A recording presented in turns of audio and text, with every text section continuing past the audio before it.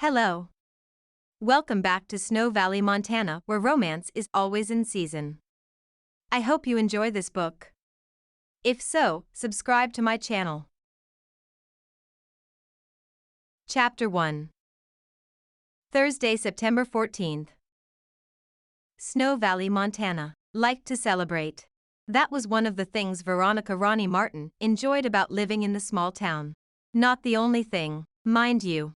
There was the corn maze, hay rides, trunk or treat, biggest pumpkin growing contest, barn dances, Big C's famous burgers and shakes, the Christmas carnival, gingerbread house contest, cookie decorating party, a ball, and big families with cute kids that sold cookie dough for fundraisers, all of which added to her love for her hometown. As she took the main road out of Snow Valley to pick up the piece de resistance for her car, AR921 rims in black with machine face, baby. Nothing could make her day off from the shop any better. Main Street was decked out for fall with dried cornstalks, scarecrows, pumpkins, and fall leaves aplenty adding to the festive fall air. Spirits were high all over town. The price for feed cattle had been published, and it looked like a banner year for many residents. High beef prices ensured that Snow Valley, and the family's auto repair business, would flourish for another year. She passed the Snow properties on the way out of town. It had been years since she'd been up to the hot springs. Nowadays it was a private refuge for the Snow family, but they weren't stingy and didn't complain if someone hiked in for a dip. Between the Snows and the highway into Billings, there were long stretches of grazing land, cattle fat and ready for auction, and enough space that a woman could think without neighbors staring in her condo windows. Up ahead, a truck was parked on the side of the road, a white cloud billowing out from under the hood. Speaking of neighbors, she mumbled as she slowed down. Thursday may be Ronnie's day off, but that didn't mean she could leave a neighbor stranded. The red Dodge wasn't familiar, but the GT Trucking logo on the side was. Her brother, Troy, was half owner of the trucking company. The business ran 7 days a week, 363 days a year. Ronnie saw her brother on Christmas and Easter. No one complained too much about his dedication to building his business, not when they'd grown up with a father who set a workaholic example. Ronnie was quickly following Dad and Troy's footsteps. She worked 4 10-hour days per week as the lead mechanic, had one day off, and spent Saturdays making sure the weekend crew kept up on oil changes. The truck driver hopped out and considered the hood, waving his hand in front of his face to clear the smoke. His truck might be smoking, but this guy was smoking hot. He wore a pair of jeans in just the right way, and not even a baggy hoodie could hide his muscles. Ronnie let out a low whistle. Instead of jumping out, because her dad would have killed her if she stopped to help a stranger, Veronica slowed to a stop and rolled down the passenger side window. The least she could do was call Troy and let him know the truck was stranded. Then she would harp on him until he set her up with this guy. She could use a distraction from work, and this looked like just the right guy to fill her head with all sorts of wayward thoughts. A light fall breeze picked up the cloud of smoke and cleared her view of the driver's face as he glared at the engine. Her breath caught at the sight of her older brother's best friend and business partner, Grady Owens. She hadn't seen him in years. Oh man, have I been missing out? She'd had such a crush on Grady when she was in the 6th grade. He played high school football, and she'd gone to every one of his games. Getting there wasn't a problem, even though she was 12 years old, because her brother also played. Her parents thought her undying support for the team was a show of sibling loyalty. Ronnie never revealed that the real reason she went was to watch Grady. The Grady she remembered had full cheeks grandmas loved to pinch and long, skinny arms. His cheeks weren't full anymore. If she were to describe his face, she could do it in one word: chiseled. Strong cheekbones and a jaw that could cut leather. A field of butterflies fluttered about in her stomach. She pressed her fingers to her throat, willing her voice to return. Grady had knocked her absolutely speechless. Her family would call her lack of words a miracle. She preferred to think of it as fate. How else would the one guy she'd always wanted to herself end up on a lonely stretch of highway in need of a mechanic when she happened to be driving by? There was no doubt about it. Her guardian angel was watching out for her today. Need some help? She called. Grady turned away from scowling at the truck and met her interested gaze. She hadn't meant to lay her cards on the table so quickly by allowing him to notice the awareness coursing through her veins like synthetic oil. He broke into a slow smile, his eyes glinting with mischief as he took her in just as thoroughly as she'd perused him. Ronnie bit her lower lip, fighting the urge to duck her head. He wasn't looking at her like she was the little girl who cheered for him in the stands. "I wouldn't want to get your pretty shirt dirty." He winked. Ronnie gasped, the sound barely registering as her heart pounded like a stinking piston. Grady Owens winked at me. If she hadn't been sitting down, her knees would have given out. She silently thanked her little sister for the teal, sequined tank top under her gray flannel shirt. I think I can stay clean. I'll just take a look." She parked her car off the side of the road. She put one leg out of the car and stood up, grateful her knees weren't as wobbly as a newborn calf's. She held on to the car door until she was sure she could walk like a normal human being. When she turned around, Grady glanced quickly away as if she'd caught him thinking something he shouldn't. Curiouser and curiouser. If it had been any other guy, she would have sworn he was checking her out.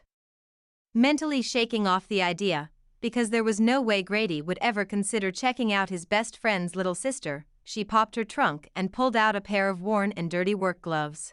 "When was the last time you checked the fluids?" He kicked the tire. "I hired a new guy to do maintenance. He said he did it this morning." "Well, your new guy," she put air quotes around the word guy, "could have blown the engine. I'd like to have a talk with him." Diesel engines weren't cheap to fix. He considered her with a flirty gaze that made the butterflies fly around in a frenzy and crash into one another. "I'd let you have that talk with him, but," he cocked his head, "he might ask you out." She lifted an eyebrow. "Is that a problem?" He probably still saw her as the skinny little girl who wore coveralls and had grease stains around her fingernails. Her older brother had been overprotective in an extreme way. She'd thanked her lucky stars they weren't closer in age. If he'd been around when she was in high school, no one would have dared ask her out. Only for him. Grady spread his feet apart. Great, even Grady was ready to beat up a guy for looking at her. He'd probably call Troy and get a posse together to hunt the man down if she ever looked at him. A small smile pulled at Grady's cheeks. "Because you're busy that night." "I am?" "I'm pretty my calendar is open." Her hands went slick. The last thing she needed to do was broadcast the pathetic state of her love life. Her long hours at the shop didn't facilitate a free and easy dating life. A garage should be a good place to meet men. Besides Ronnie and her little sister, the rest of the crew were male. Happily married or high school males. Candace got asked out a lot, but she worked up front with the customers while Ronnie worked in the back with the grease and tools. "Well, you're busy if I can take you to dinner." Grady lifted one eyebrow in a sexy smolder move. Goosebumps broke out over Ronnie's arms. A squill pressed hard against the back of her clamped teeth, dying to get out and make some joyful noise. "Play it cool." Candace had just sent her an online article about making a guy work for that first date. Ronnie had laughed because she was usually the one working to find dates. Guys didn't see her as dating material in her baggy coveralls, grease stains, ball hat, and Converse. Sundays were good. Putting on a dress for church got her a few invites. Inevitably, the man would stop by to see her at the garage, and he'd be turned off by her tomboy ways. Grady had seen her as a tomboy. He'd seen her as a kid with pigtails. He'd seen her as a witch for Halloween. He'd even seen her delirious with fever once. And he'd still asked her out. There was no sense ignoring good advice, though. She dropped her gaze and then peeked up at him through lowered lashes. "I'll have to check my calendar." He grinned and held out his hand. "I'm Grady Owens." Ronnie's mouth fell open at the introduction and she snapped it shut. Her brain did a somersault. Grady didn't recognize her. He'd seen every version of her until she hit junior high braces, retainers, bad hair decisions and all. The only version he didn't know was the grown-up Ronnie. The one she wanted him to know best. Her heart sank and the butterflies settled back onto their perches. For a moment there, she thought he'd been interested in her. Well, he was, but he was interested in the dressed-up woman who didn't spend her days elbow-deep in car parts and grease rags. If Grady wanted grown-up Ronnie, he'd get grown-up Ronnie. "Veronica," she said, using her given name. "It's nice to meet you." She took his hand and noticed he was warm compared to the fall temperatures. He held on just a little longer than necessary, sending zings shooting through her hand and up her arm, spreading into her chest. You too. So do you really think you can fix this? He tipped his head toward the truck. The smoke had died down to a few wisps and the smell wasn't as sharp. Ronnie thought fast, her mind turning over possibilities faster than a racing Camaro's engine started up. As soon as he learned she was Troy's little sister, he would stop flirting, stop looking, and stop asking her out. She could do without all the stopping and a lot more going. I'll make you a deal. He cocked his head to the side. I'm listening. If I fix your truck, you buy me dinner.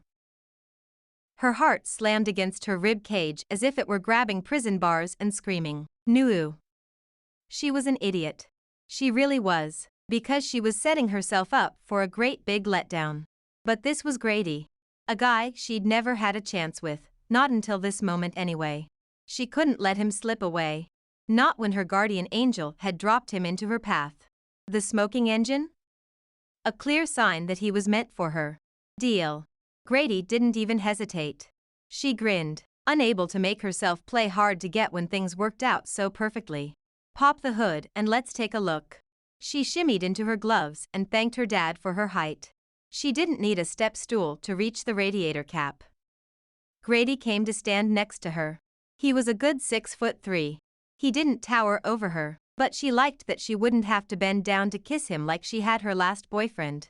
That had been awkward. She had tried stopping a step below him on the porch, and he'd stay on the same step. Why couldn't he just move up? Then, they were both on the skinny step and she'd have to lean way over and off balance, and it was just weird. Kissing Grady would be a whole different experience. His shoulders were wide and all firm and just. She could grab onto those arms and. Her face flushed just thinking about kissing Grady with him standing next to her. You're, new guy either lied or you have a leak. I'd have to get underneath to run a full diagnostic. He leaned against the truck giving her a saucy grin. I'm not opposed to rolling around under there. Another image of the two of them under the truck in total lip lock came to mind. She promised to come back to that fantasy later and focused on the task at hand. Save it for our date, lover boy. She had to turn away quickly before her confident facade slipped, and he realized how much she was freaking out inside. She pulled out her phone and called Virgil, their tow truck driver. He answered on the first ring and she gave him their location. I'm just coming back from the recycle yard.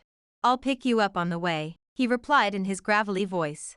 The man had smoked for 25 years and then, on the day he found out he was going to be a grandpa, he quit. Never touched a cigarette again. That'd be great. Thanks. She ended the call and turned to find Grady watching her. He stepped closer, filling the air between them with chemistry. You don't have to cheat to win. I'll buy you dinner even if you don't fix my truck. Cheat? Oh, he thought she was hiring a mechanic. Don't worry. I'll have my hands all over your truck in no time. Her neck flushed at the way that sounded. How? Grady's question was cut off by a horn. Ronnie turned and waved to Virgil. She slammed the hood to Grady's truck and stepped off to the side of the road to give the driver room to work. He nodded hello as he slid out of the cab, pulled a large chain out of the compartment on the side of the tow truck, and got to work. He wore a pair of work coveralls that were covered in dirt and grease and walked slightly bent forward as if carrying a heavy load on his back.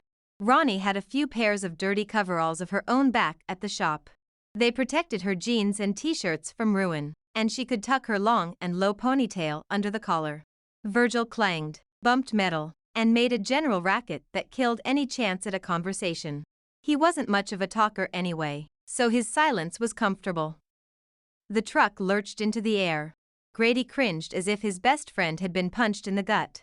Ronnie lightly touched his forearm in an effort to comfort him. She would have been sick to see her G6 towed away. The Dodge wasn't brand new, but it appeared well taken care of, today's mishap aside. The front end swung from the hook. No one ever claimed tow truck drivers were gentle. Virgil climbed into his truck and hauled off down the road, black smoke billowing out his tailpipe as usual. Okay, well, I've got a truck to fix. Ronnie shucked the gloves and dug her keys out of her pocket. Grady looked down the long road towards Snow Valley. Mind if I catch a ride? She pointed to her chest and widened her eyes. With me? He lifted both arms out wide. You're the only one out here. She twisted her lips to the side as if contemplating his request. I don't know. You look kind of sketchy. It was his turn to point to his chest. Me? You're the one who stole my truck. She tipped her chin back and laughed. You let me. It's not stealing if I have your permission. I've always been a sucker for a pretty face.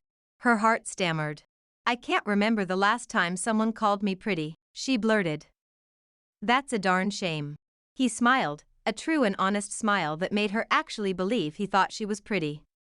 Flustered, and once again at a loss for words, twice in 1 hour. Maybe it was a miracle, she nodded for him to get in. They buckled their seatbelts and she made a U-turn. Guys didn't normally knock the words right out of her. She had grown up around men who teased to show they care and learned to have a comeback always at the ready. Grady didn't look at her like the men in her family or like the men she worked with side by side. Sure, he teased her about stealing his truck, but that last comment about her being pretty, that felt real. She wasn't sure how to handle real. As they reached Main Street, Grady leaned forward, peering through the windshield like an excited kid. Check out the scarecrows. He pointed to the one outside the Rodeo Drive boutique wearing a fringe-covered leather jacket, skinny jeans, and a pair of pink boots. And then hooted at the one in front of Big C's wearing a yellow Big C uniform complete with ball cap and a pot belly that bore a strong resemblance to the owner. Ronnie gave him a light shove. You act like you've never seen this place in the fall. He sobered. It's been a long time, too long. He traced the door handle. I didn't make it home for Thanksgiving last year or Christmas. Coming to help my dad with the cattle auction is my way of making up for it. He cringed. Not that I can make up for missing Christmas.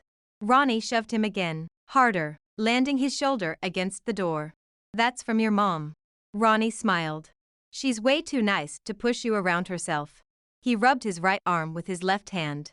She hadn't pushed him that hard, he was just trying to make her feel good. His face suddenly brightened.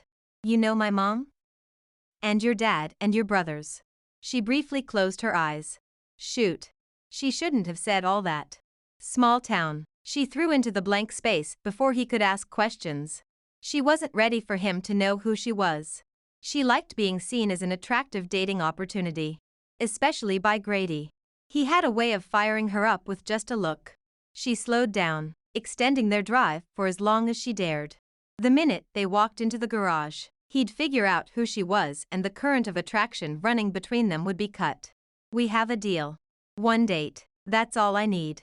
She adjusted her grip on the steering wheel and offered Grady a bright smile. Chapter 2. Grady Owens couldn't believe his luck. 20 minutes ago he'd thought the whole world was crashing down around him as he watched smoke billow out from under the hood of his brand new to-him truck. Now, sitting next to this gorgeous creature with eyes as blue as Casperson Pond on a fall afternoon and light brown hair that hung halfway down her back, he had the distinct impression that a broken truck might have been just what he needed. When she'd climbed out of the car, the afternoon sun kissed the waves in her hair, and he could have sworn there were gold threads woven in. He'd never thought those kinds of thoughts about a woman before. Sure, he noticed pretty women, dated plenty of them. But not one of them had caused his thoughts to go sappy in an instant. He couldn't even think about what her touch had done to him. Like connecting two live ends of a set of jumper cables, sparks flew through his arm and exploded in his chest. The contact hadn't lasted long enough to fuse them together, yet he had this driving desire to make this woman his. Which was funny, because he didn't have time to make anyone his, especially someone who lived an hour away. He thought he knew everyone in Snow Valley. She must have moved in the last few years. He hadn't been back to see his parents as much as he should have. To his credit, he'd built a successful business from scratch with his best friend when the two of them were barely old enough to shave. That takes work. Trouble was, lately he wasn't as satisfied looking at their profit reports as he should have been. Without someone to share the good news with, the good news rang hollow. That was part of the reason he'd come back to Snow Valley for a few days. He needed to recenter himself, work the cattle with his dad and brothers, and remember that there was life outside of the company. What brings you to Snow Valley? He asked Veronica. She had spunk, and those long legs had him thinking things his mama would smack his hand for thinking. Work, she replied with a hesitant grin. He forced his hands to stay in his lap and not reach out and touch her arm. Instead, he cast his eyes around for something else to talk about. Her car was clean. Really clean. Grady checked his work pants for dust and grime. They'd come out of the dryer just this morning, so he should be fine. Troy would have been impressed.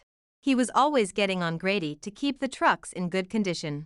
He wasn't a neat freak. Reselling the vehicles once they hit 200,000 miles was much easier if the cab was in good shape. Veronica took them through the streetlight, past Dove's grocery store and several new businesses on Main Street, and headed out to Troy's family's shop. Have you been in Snow Valley long? He tried again. Long enough to know I love it here. It's changed from when I was a kid. Not in the ways that matter. She flipped her hair over her shoulder. Oh, Snow Valley had changed a whole lot if she lived here. And if the pounding in his chest was any indication, then she mattered. They pulled into one of the 2 empty parking spots at the shop. Martin and Son garage hadn't changed at all. The same brown brick wrapped the building. The same 2 garage doors were open for business. The same glass door waited for customers. Grady's truck was off to the side with several other vehicles waiting for repair. There were a couple new SUVs too. Let's go see what the damage is. Veronica slid one of her long legs out of the car. Grady enjoyed watching her unfold from behind the wheel and lengthen into a lean and beautiful sight. She was a head shorter than him, tall for a woman.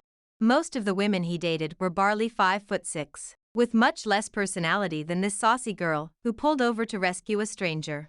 Veronica had a confidence that made it easy to relax around her. He could use more of that in his life. With any luck, he'd be able to take her out while he was in town and make the most of the 3 days he had off. His luck had gotten him this far, so there was hope. Chapter 3. Ronnie walked a step ahead of Grady, as if she could scare away any chance of him finding out who she was by bursting through the glass door first and yelling, "B-O-O." She turned around and walked backwards in front of him for a couple steps. She grinned. He reached out as if he were going to put his hand on her hip and then pulled quickly away, fisting it by his side. Too soon his face betrayed his silent reprimand. Ronnie spun around easily, just in time to stop herself from running into the building. "Don't forget our deal," Grady said as they walked, his hand finding her lower back and warming her to the core. "I'm planning on buying you dinner." She smiled over her shoulder. "I'm going to hold you to that." He pulled the door open for her, and Candace greeted them with a smile. "Hey, did you get your rims already?" "Nah, but I picked up a project." She leaned into Grady, who was standing awfully close to her back, enjoying the solidness of his build. Like some fictional hero who stood heads above the mortals around him, he radiated hot confidence. Candace cocked her head as she took in the 2 of them. Ronnie prayed her sister would keep her mouth shut for just a little longer. Just 2 more minutes with this guy's hand on her back and she could re-enter reality. "Ronnie!" Dad bellowed as he came through the metal door from the shop. "What's with towing in a truck without calling first?" Ronnie sucked in a breath. It just got real. She trained her eyes on Dad, taking in Grady's reaction out of the corner of her eye. His chin went back and he looked from Dad to her and back again. She couldn't face Grady straight on. She didn't want to remember disappointment, shock, or horror on his face as he realized he'd been flirting with his business partner's little sister. Such images could interrupt her daydreams of his cocky half-smile and the way he'd flirted with her. "I hope you didn't promise the moon to this guy." Dad stopped when he saw Grady standing behind her. "Hey. It's good to see you, young man." "Young man?" Grady was 34. Ronnie was 27 and fully aware of their 6-year age difference. Aware and unconcerned. Aware and unconcerned, but not naive enough to believe Grady might have a few reservations. Reservations that started and ended with her brother. Some dumb rule guys have about dating a guy's sister. And the fact that his mom had been one of the first people to hold her little sister when she was born. "Ronnie?" Grady said low and confused. His hand dropped away, and he stepped around her to shake Dad's hand. chilling her as surely as the first hint of winter had blown through town this week. He eyed her warily. I thought you said your name was Veronica. It is. Ronnie tucked her hair behind her ear. But my dad calls me Ronnie. Me and everyone else around here. Dad put his arm around her shoulders and squeezed. His chest puffed out with fatherly pride. She'll take over the place one day. Grady added more space between them. And Ronnie's hope that he'd see her as more than a grease monkey or little sister sank like a lug nut in a pan of oil. You'll have to change the name of the shop to Martin and Daughter.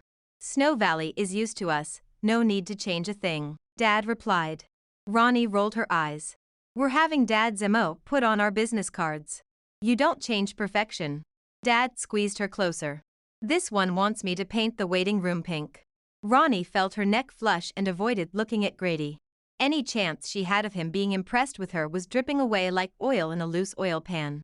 I was 11. You still want me to repaint? Ronnie poked him in the belly. Because it hasn't been done since you were 11. Dad scrunched his nose in reply and dropped his arm, allowing Ronnie to escape.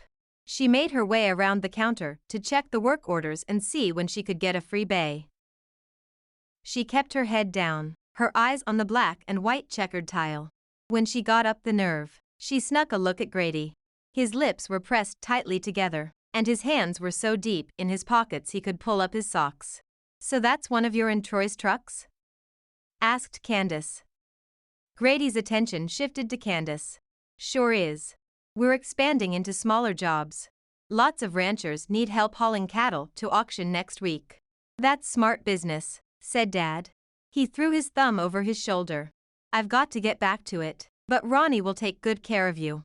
Grady choked, making Ronnie wonder what, exactly, he thought Dad meant. Dad opened the metal door, filling the waiting room and reception area with the sound of drills, men shouting to be heard, and an engine lumbering away. The noise disappeared again with a small click of the latch. Ronnie put on a brave smile. There was still a small, slim, tiny chance that she could salvage some of the attraction between them. All she would need was a coconut, hairpins, pennies, and salt water. No wait, that was recipe for a battery charger. Hey, if it worked for the professor, maybe it would work for her and Grady. Grady watched her as she flipped back and forth between pages. If he had any idea the direction her thoughts were skipping about, he'd think she was crazy. He stepped back and turned to the side to read the signs that hung on the walls. Just having him in the same room made it difficult for her pulse to find a steady beat. After a few minutes, he stopped in front of the desk. It's Candace, right? Grady asked.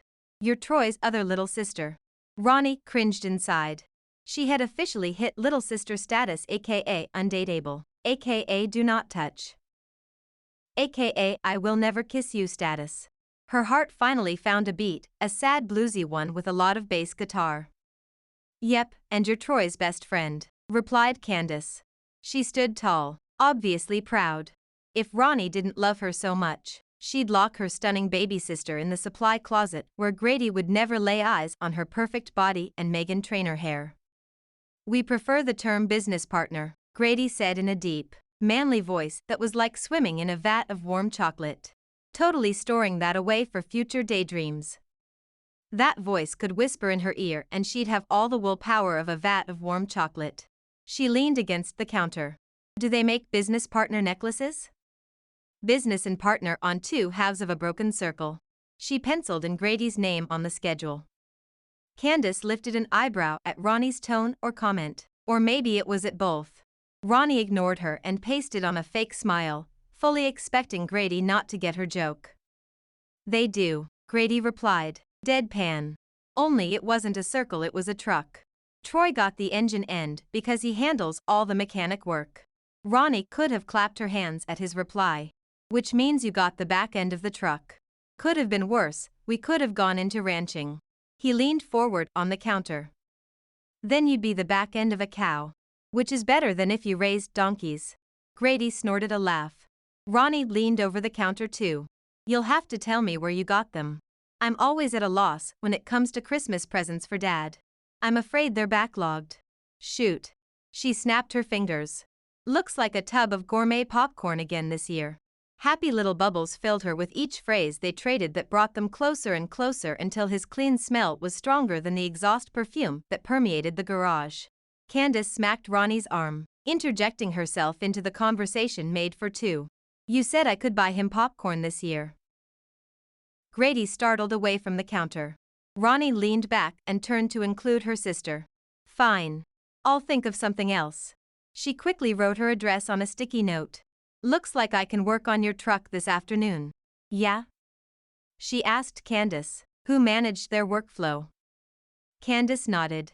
We should have a bay open around 3. But that means you won't have time to pick up your tires. Ronnie shrugged like it was no big deal, but she'd watched the online classifieds for months to find a good deal on those AR921s. Didn't matter, she'd been waiting years to have Grady Owens look at her like she was pretty, and that had finally happened. She'd ride that train until her ticket expired, which she hoped hadn't happened yet. That's okay. I can get them next week. She grabbed a sticky note and wrote down her address. Tucking it in her palm, she made her way around the desk. Where can I take you? She asked Grady. With each step she took toward him, he took one back until he was pressed up against the glass door.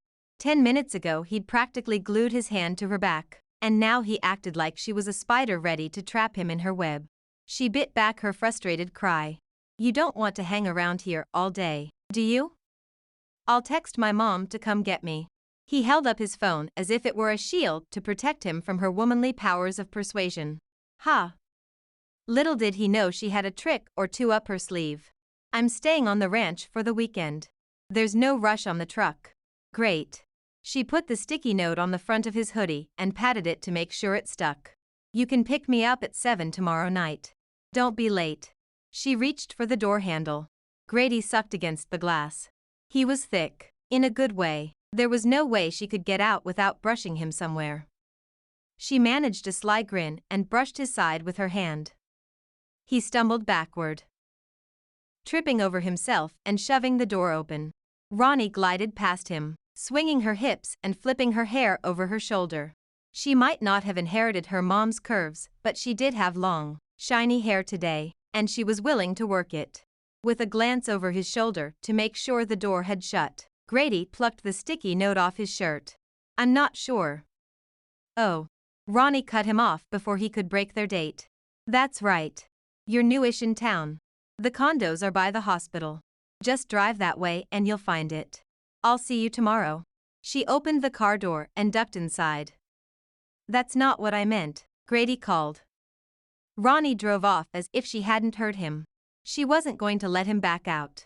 They'd had too much fun together to let a little thing like his friendship with her brother get in the way of going out at least once and seeing where the night would take them. And that's just what she planned on doing. With a firm nod, she headed down to Artisan's Knack, the vintage clothing store on Main Street. She may not get her fancy rims today, but maybe her guardian angel was still hanging around, and she'd find something fabulous to wear that would knock all thoughts of little sisters out of Grady's handsome head. Chapter 4. Grady stood, dumbfounded, in the parking lot. He stared after the charcoal G6 as the taillights receded into the distance. Ronnie Martin? There was no way the scrawny little girl in overalls turned into that absolutely charming creature. The girl he'd know had followed him and Troy around like a lost puppy. She wanted in on every game of toss, every movie they watched, and got her hands dirty when they had to replace the windshield wiper motor in his old pickup. A smile tugged at his cheek. Her hands were the only ones small enough to get into the space to attach motor. He could still see her gap-toothed smile as she burst with pride. She'd been a cute little kid. Ronnie Martin the adult was stunning. Tall, lean, graceful, she'd taken his breath away when she pulled up and offered her help. She was something else too. Something that got under his skin and through his walls faster than he was ready for. Ronnie was funny. That comment about business partner bracelets had flipped a switch inside him, drawn out the guy that used to have fun. Somewhere along the way, or more specifically sometime in the last 10 years, he'd lost the joy of living. All day long it was work, work, work. He even dreamed about making schedules and filing health insurance forms in his sleep. Ronnie was alive in a way that intrigued him. and she called out to him to wake up from the labor and toil coma he'd lapsed into. He stared at the sticky note, an invitation to fun in the palm of his hand. They'd have a great time. He could feel the anticipation, the bubbles of laughter, and the skin-tingling touches all the way down to his steel-toed boots. With a reluctant hand, he tucked the sticky note into the front of his hoodie. No matter how much he wanted, craved even a little more of Ronnie's agile mind and natural sunshine, he could not date Troy's little sister. There was an unspoken code between friends. You didn't date your best friend's ex, his close female friends, or his sister. It simply wasn't done. And Grady had worked too darn hard to build this business to throw it all away on a pair of perfect blue eyes and the promise of an enjoyable night out. He checked the sticky again for a phone number so he could cancel the date, but didn't find one. That left him with few options. He could ask Candace for Ronnie's number, but then she'd want to know why, and he really didn't want to explain that he'd hit on Ronnie and now had to cancel their date. Holy crap. A wave of guilt washed over him. He'd hit on her, laying it on thick with a full-court press. Sure, she'd had the idea for the one-date deal, but he'd happily gone along, even reminding her about it before they entered the shop. He didn't know who she was when he'd admired her long legs and silky hair, but that no was excuse. Wait a second. He hadn't known who she was, but she had known him. He wrapped his hand around the note, afraid that even tucked into his pocket it might somehow disappear. Ronnie had known who he was, and she'd flirted right back, made the deal, and made sure he would follow through. He bobbed his head, enjoying knowing that a sweet and gorgeous woman was interested. There was really only one thing he could do in this situation. He'd have to go to her place tomorrow night and explain to her why they couldn't go out on a date. Surely, once he explained how things worked between guys, she'd see the problems that could come out of them exploring their mutual attraction. Not that he would say he was attracted to her. He'd have to work on that part of the speech ahead of time. They'd made a bargain, but he could find a way around that. Troy was coming out for a few hours Sunday. He could fix the truck then, which would release her from having to go out with him. Surely Mr. Martin would allow Troy to borrow a bay on a Sunday afternoon when the shop was normally shut down. With his course of action figured out, he dialed his mom and asked for a ride to the ranch. She said she was at Dove's Grocery, buying the ingredients for his favorite chili, and would be there soon. He pocketed his phone and stared down the empty road, feeling a sense of loss he couldn't explain. He'd come to Snow Valley to find himself. So why did the idea of not seeing Ronnie again make his insides feel emptier than spending the evening staring at quarterly reports? Chapter 5. Ronnie went back to the shop at closing time to work on Grady's Dodge. The guys trickled out of the building as they finished up their projects. Virgil lifted a hand to wave goodbye. That was the most anyone who wasn't his grandson got out of him. Ronnie waved back with a smile. They'd had a guy quit a week ago. So far, the workload wasn't overwhelming, but they'd need to hire someone soon, or the crew would feel put upon. Do you want some help with the Dodge? Dad asked. He adjusted the stained ball cap that covered the bald spot on the back of his head. Sure, she grinned mischievously. A wise old man once told me not to turn down free help. Dad narrowed his eyes. You call me old again and you'll be cleaning the stockroom with a toothbrush, girly. Ronnie laughed as she snatched Grady's keys out of a cubby and hurried to the parking lot. She stopped a few feet in front of the vehicle, tipping her head this way and that. Grady had a really pretty truck. Not that she'd say pretty to his face when describing his 350 extended cab with chrome plating and a lift kit. No. To him she'd say it was a sick ride. She shook her head. You could put a girl in the shop, but you couldn't take the girl out of the mechanic. She climbed in and turned the key to wait for the glow plugs to warm. Besides the smell from the smoke earlier, she detected a manly scent. Maybe body spray or cologne. Grady wasn't the type of guy to wear cologne on a daily basis. Body spray then. She breathed deep, trying to memorize the smell. There was a soda cup from a gas station in the cup holder, papers on the passenger seat, and 2 jackets in the back seat. The floor had bits of dirt, but the dash was dust-free. The indicator light for the glow plugs clicked off and she turned the key, shuddering at the groaning and screeching that came from under the hood. The engine's smell was sweet and smoky with tang. With great care, she maneuvered the truck into the bay and climbed down. There was something intimate about driving a guy's truck. She'd have to really be in love with a man to let him drive her Pontiac. Like, dedicated for eternity kind of love. She shook her head again. Here she was getting all moony-eyed over driving Grady's truck. And there was work to do. Grady wasn't letting her drive because he was into her. He let her drive because he had no choice if he wanted his truck fixed. His stunned and confused expression hadn't gone unnoticed. She tried not to think about how he had wanted to cancel their date as she climbed into the pit to get a good look under the truck. Dad came out of the supply room with several canisters. He may be a sharp businessman who turned a tidy profit, but he was an honest one, and he wouldn't send a truck out of his garage that wasn't road-ready. Ronnie reached up to check the hose connections. Dad poured antifreeze into the reservoir. Ronnie kicked a bucket into place in case there was a leak. She put her hands on her hips and watched. "I'm going to have a word with Troy about this mechanic." Dad's voice echoed through the engine and down into the concrete box where Ronnie watched for moisture.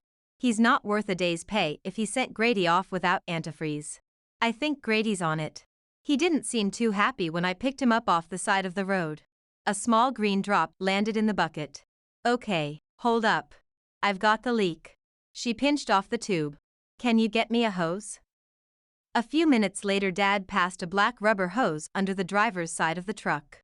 "You don't make a habit of picking up men on the side of the road, do you?" Dad asked. All Ronnie could see were his big black work boots and frayed coveralls, but she could imagine the concern furrowed across his brow. "Only if they have chainsaws and machetes." She waited to see how much liquid gathered in the bucket. If there was a lot, she'd wait for the radiator to drain. If not, she'd pinch the hose and get to work. "See, I don't know if you're kidding or not, Dad. I saw the logo." She tapped the oil pan with her knuckle. "For a minute, I thought it was Troy." Of course, if it was Troy, he would have had the hood up and had the problem fixed before she turned on her blinker. Her older brother could have been the one to work alongside Dad every day, but there was a hunger in him to prove he could build his own business.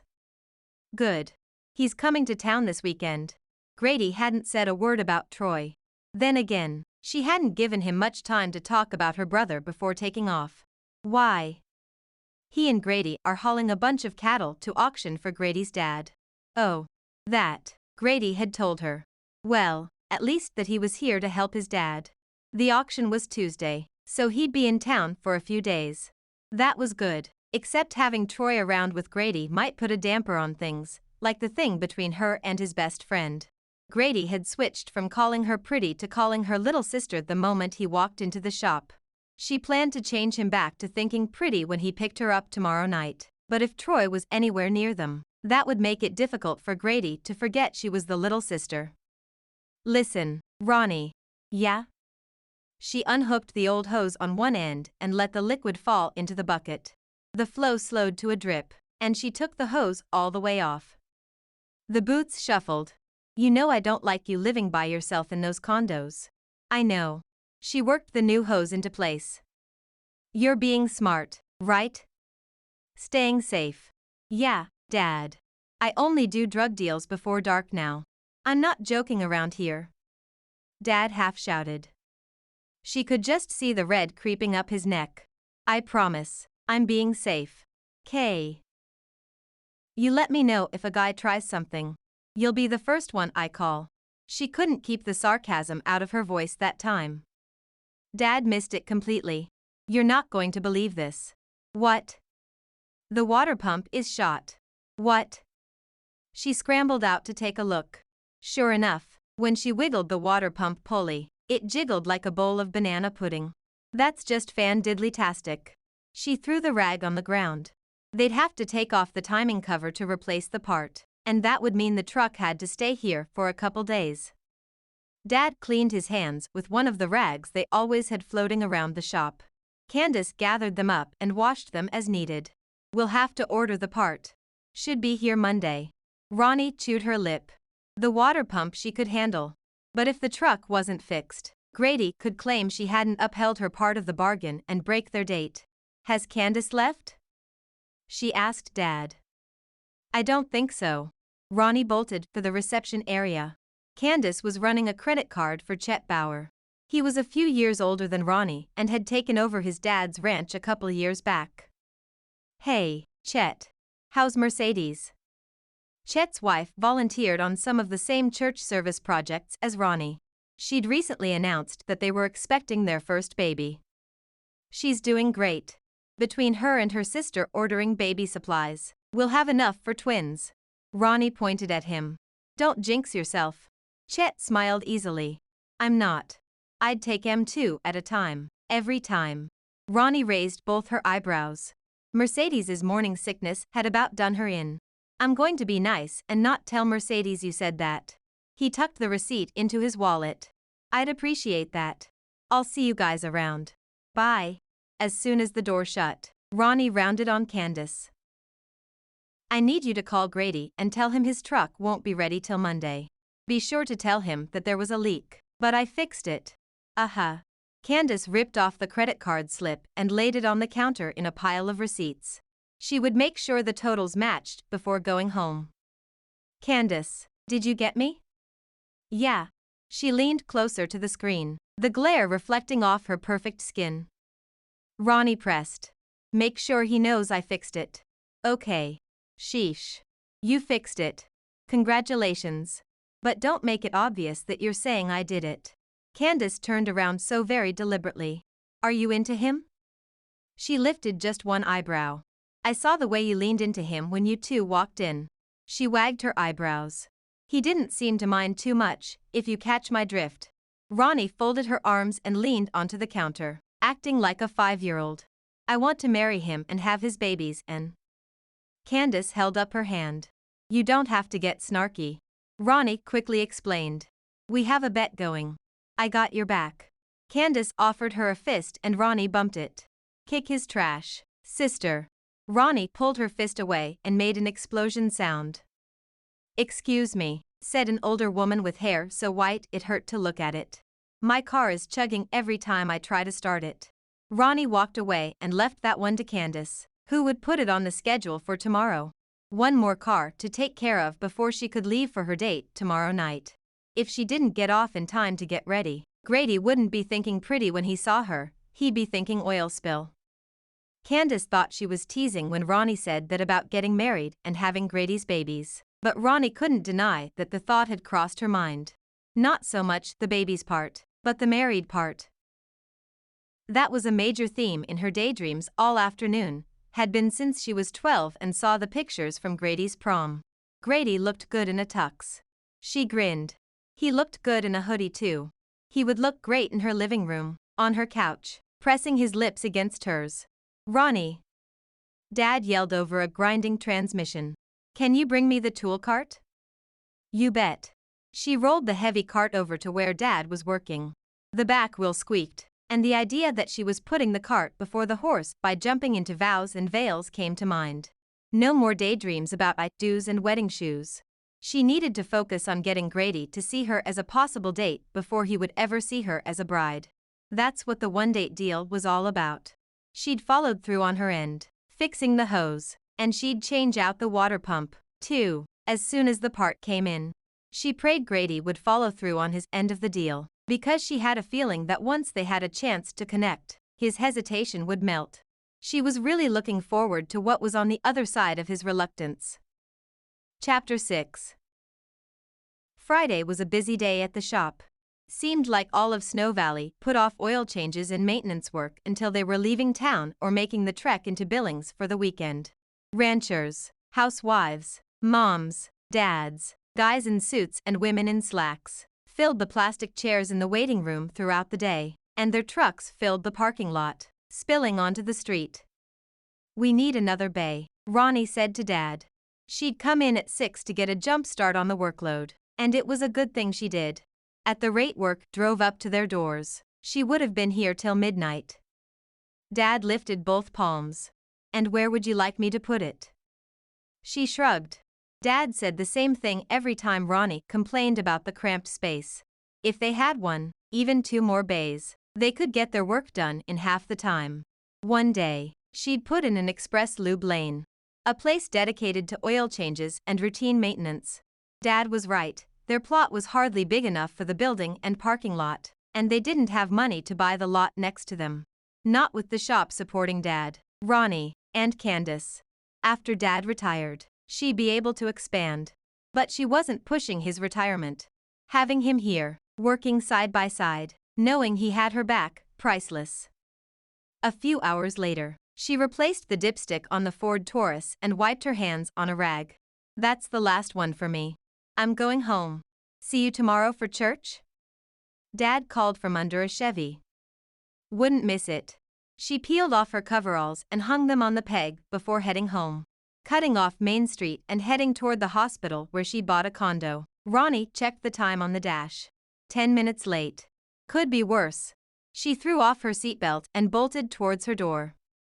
Several older couples or widows moved in soon after the buildings went up, but there had been an influx of 20- and 30-year-olds over the last 6 months. She'd heard that Paisley, the manager for the Iron Sticks, had lived there before the band went big. Grady had noticed the changes. Snow Valley was growing. As people grew up, they wanted to stay. Staying meant they needed housing, and unless your last name was Snow, being able to buy 20 acres wasn't an option. Ronnie's muscles released the work tension they'd held in the second she stepped through the door. The condo was hers, as long as she continued to make the payments on time, and she loved it. Ronnie had decorated her space for herself, not waiting around for some guy to come into her life. She figured if she got married and he had a problem with the paint, they'd talk. One living room wall was raspberry pink, and the bathroom was aqua. Her bedroom was light gray with teal and raspberry accents. The kitchen had black countertops and white cabinets, and there was white trim throughout. She bought white plates with a thick black rim around the edges. The place was girly, but she needed a girl cave to come home to after spending the day with a bunch of sweaty guys. She spent the next 20 minutes meticulously cleaning her hands. All the mechanics' hands were black, even after they washed them. It was an occupational hazard. But, if she scrubbed hard enough, with the right detergent, she could be presentable. She showered and washed her hair with coconut oil shampoo that smelled like a beach. The complimentary conditioner created a glossy shine. While her hair air-dried, she applied her makeup, going for a subtle, smoky eye. She hardly wore makeup to work, but she didn't want to look fresh-faced tonight. Tonight was all about maturity. With that in mind, she donned the high-waisted floral skirt and coordinating shirt she'd picked up on her shopping spree last night. Her favorite pair of dress boots matched perfectly. They had a 1-inch heel that she never would have worn on a date, but Grady was tall enough not to feel threatened by her height. She was just finishing barrel curls when there was a hesitant knock at the door. Great. He was already scared of her, or Troy, or both. She didn't care. He was Grady Owens and he was buying her dinner, and tonight was going to be fabulous. Her heart hammered in anticipation as she scuttled as fast as she could to the door while wearing a tight skirt. She paused, taking a deep breath and running her hands down the sides of her legs to make sure everything was in place. Tonight could be her last first date. Or it could be her one and only shot with Grady, and she could totally blow it by saying something stupid. Her family was always looking at her like she said something off. Shaking off any bad juju she may have conjured with her negative thoughts, she pulled open the door to find Grady with his hands in his pockets. If she had to sum up his look in one word, it would be sheepish. I can work with that. You and I have vastly different ideas about casual dating attire. She lifted an eyebrow at his jeans and sweatshirt. He looked down. This is my best hoodie. She closed the door behind her and took his arm. Then I'm flattered. She beamed up at him. Since we're being honest, I should tell you that this is my second best skirt. He smiled, just a little, and then his lips turned upside down. I don't think we should do this. Stand on my porch? She tugged at his arm. You're right. We shouldn't be standing here when dinner awaits. She moved forward, but he didn't, and she snapped back to his side. My, but your arm is strong. She clamped her teeth together. Her nerves were like a V6 motor for her mouth, and right now they revved loud enough to wake up the block. No, I mean we shouldn't go out on a date. That's fine. She extracted her hand from his arm. But I fixed your truck, so you owe me a date. It doesn't have to be with you. She snapped her fingers. You should give my number to that mechanic. The one I hope you guys fired. I mean, he doesn't have a job now, but he sounded fun. Grady folded his arms. There is no way I'm giving Otis your number. She poked his chest. Then you're backing out on our deal. I guess I have to put a leak back in your antifreeze hose. He sighed as he ran his hand through his hair. Fine. I'll buy you dinner, but it's not a date. She linked her arm through his again and smiled sweetly. Who said anything about a date? You. He closed his eyes for a minute. Never mind. Come on. My car is this way. Ronnie checked her grin as he opened the door for her. She took her time drawing her long legs into the car. If any part of her drew attention, it was her legs. Grady stared over the top of the vehicle and then shut the door. She recognized the car. His dad brought it in for regular oil changes. She shrugged and buckled in, folding her hands in her lap. Grady was a grump tonight, and she didn't want to cross a line by touching him. She wasn't joking when she said he was strong. His arm was tight and big and nice, and she wouldn't mind getting a second chance at holding on to him. But he was throwing up walls like they came in an easy-to-assemble kit. Grady climbed behind the wheel. So where are we going? She asked. He lived in Billings, so he had to know a few good places to eat. Someplace with a lot of people, he grumbled as he turned the key. Ronnie settled back into her seat. People could be good. She'd pictured a small, intimate booth somewhere, but she wasn't going to tell him that. Maybe.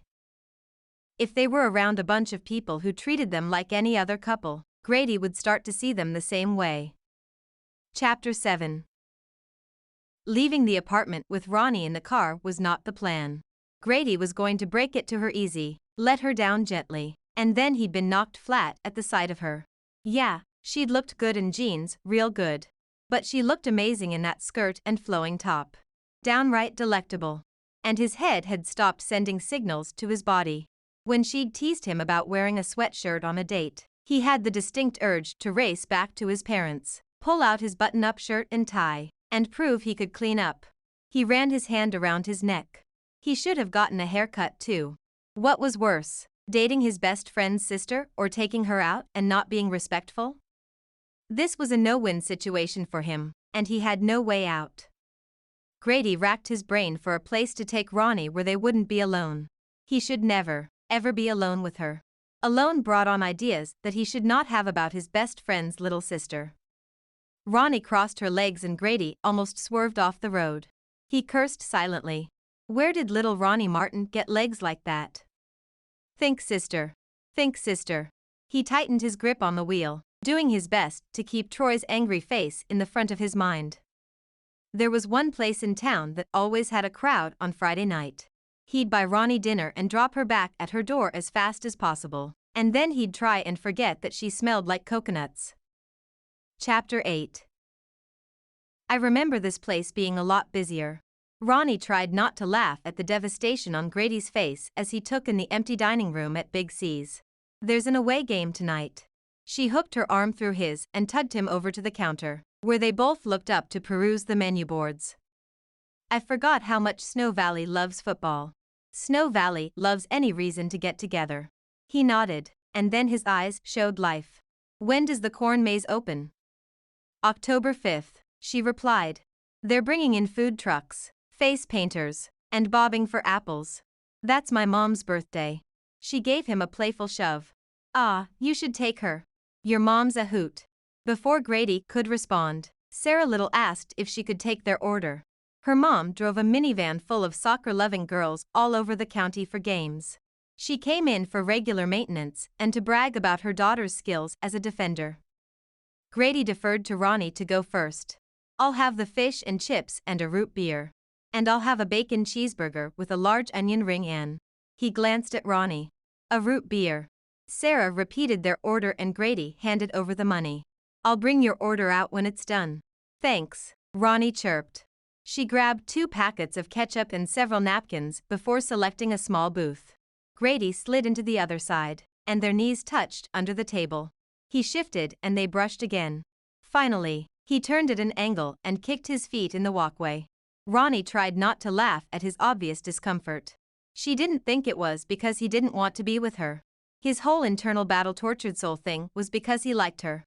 He liked her enough to ask her out. She just needed to get him to put away their past and focus on the here and now. "Do you play any football these days?" she asked, hoping to get him talking. They'd been able to talk easily before he got all stressed about her family relations. "Nah, that was just something to do in high school. Kept me out of trouble. You were good. Why didn't you play in college?" She'd always wondered about that, why he didn't take the scholarship. "I enrolled in the tech and got my commercial driver's license. Troy asked me to go in with him on the business. We worked like dogs at first, but it seems to be paying off now." Their food arrived, and they situated their meals in companionable silence. The awkwardness Ronnie expected when he begrudgingly agreed to one meal didn't unfold. She reached over and stole an onion ring. His look said he took that as a challenge, and he stole 3 French fries. They smirked at each other at exactly the same time, and something woke up between them.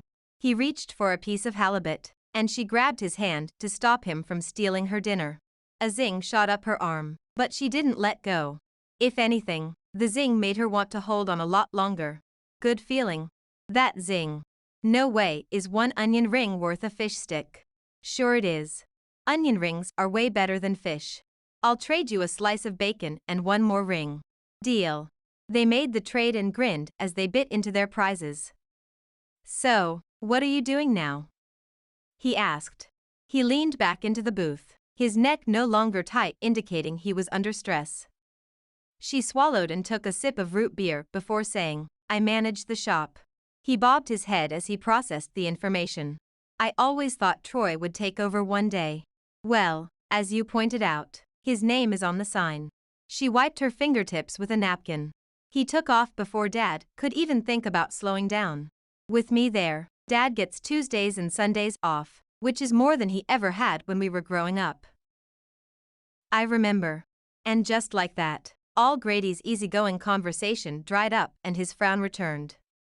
Ronnie wasn't quite ready to give up, but she didn't want to push. Really, she wanted the fun Grady back, the one who made her laugh. "You know what you need?" "What?" "Pie." She pointed up. "Pie makes everything better." "That's not true," he said sadly. "Is too." She sipped her soda. "Birthday parties, family dinners, broken bones." "Broken bones?" he asked dubiously. "Calcium." She tipped her head. "It worked for me. I remember that." He leaned forward. "You crashed your motorcycle." "Oh, no he didn't. I was clipped from behind by Freddie Hunt." Grady's grin grew 5 sizes. "So was Freddie. Troy found him in the parking lot while they were cleaning you off the track." "What?" She slammed her cup on the table. "He was a nice guy, he even sent me flowers the next day." "Whose idea do you think that was?" Grady lifted an eyebrow. Ronnie picked up the key on her necklace and ran it back and forth across the chain. "Troy made him do that?" Grady nodded. "Please tell me he didn't beat up Freddie." Grady dropped his wadded-up napkin on his burger wrapper. "No. He scared him pretty good, though." "How?" She narrowed her eyes. "Let's just say that if you carry a big enough stick, you don't ever have to use it." She eyed his arms, all big and strong. "I can see that." She winked. The air between them sizzled and cracked. Grady jumped out of the booth. "Date's over." Ronnie moved slower, more gracefully. She wasn't afraid of exploring the options before them. He'd said something about kissing under his truck, that could be arranged. "I thought this wasn't a date." She gathered her paper tray and leftover food to toss on the way out. He crumbled up the burger paper. "It's not," he mumbled. Redness crept up his neck. Ronnie liked getting him flustered. It proved he was interested in her as more than, well, just more. They made their way to the empty parking lot, and he opened her car door. "For a not date, this sure felt like a date." "How long are you in town?" she asked as he sped down Main Street. "Tuesday?" "Why?" He adjusted his grip on the steering wheel. "Your part won't be in until Monday." You don't really have to fix it. If I don't, who will? I'll have Troy come get it. That'll take forever, and you need it for the auction. You're kind of stuck with me. That's a lot of work for a dinner at Big C's, and I don't want to take advantage of you. She touched his arm. I made a deal, and I don't back out of deals. I promise you're not taking advantage of me. She'd meant to add the double meaning to the last part with her lowered, sultry voice. At least, she hoped it sounded sultry. She'd never tried sounding seductive before, so maybe it came across as backwoods at night creepy. The point where her hand touched his skin was warm, so very warm. Grady wasn't taking advantage of her at the garage, and dating her wasn't going to take advantage of her either. She was able to make good decisions in life, and Grady Owens was a good decision. Grady rolled down the window. It's hot for September, don't you think? She pulled her hand away. If you say so. He was affected by her touch, just as much as she was affected by his. There was something happening between them no matter how much he tried to fight it. She wished he wouldn't resist so adamantly and give in to the fun part of finding someone to have and to hold. They got to her building and he walked her to the door. She clutched her purse in front of her to keep her hands to herself. She was willing to push and tease a bit, but she wasn't going to plaster herself all over him.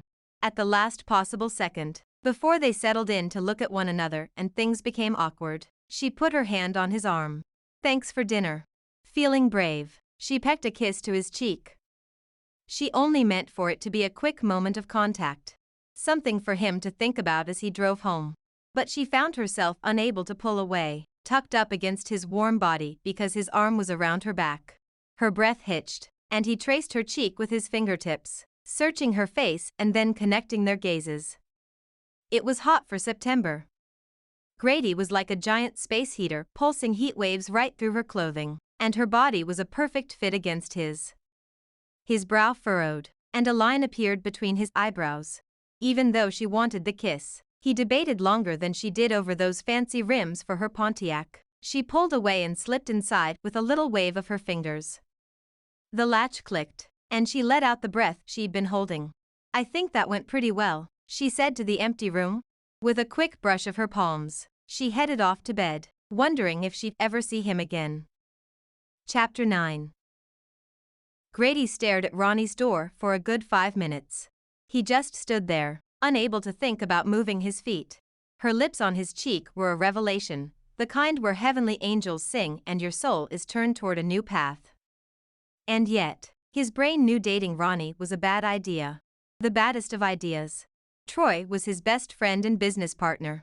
He'd built his adult life and planned his future around the idea that the two of them would always work together. Their loyalty to one another was a given. Something he could always count on, would bet money on if he were a gambling man. And here he was, gambling with that trust. Troy was an overprotective brother when he was around. What Grady had said about Troy going after Freddie for clipping Ronnie's back tire was completely true. That was 10 years ago, though. Maybe he'd lightened up. Maybe, now that his sisters were in their 20s, Troy was chill. Grady could only hope that was the case, because he wasn't sure he'd be able to stay away from Ronnie. A cold breeze swept between the buildings as if an old woman had a broom out and was trying to get him off Ronnie's porch. Just as well.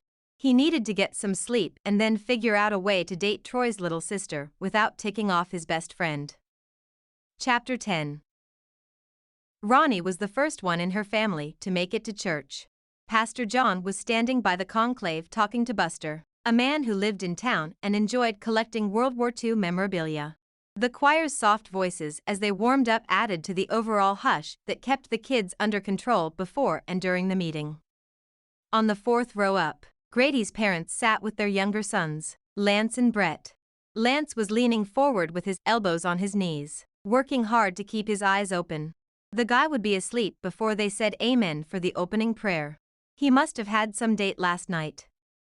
Speaking of dates, Ronnie looked for her unwilling date in the congregation. He wasn't around. Maybe she'd scared him off with all her teasing last night. Then again, he'd held on to her. Maybe he was trying to call her bluff. She grinned. He could try that again and just see what happened. She'd planned a kiss on him that would light the fires of desire. Suddenly realizing her thoughts weren't exactly church-worthy, she cleared her throat and made for the bench in front of Grady's family. "Hello, Mrs. Owens, Mr. Owens." She gave them a small wave. They both smiled back. Lance lifted his head and nodded, and Brett smiled.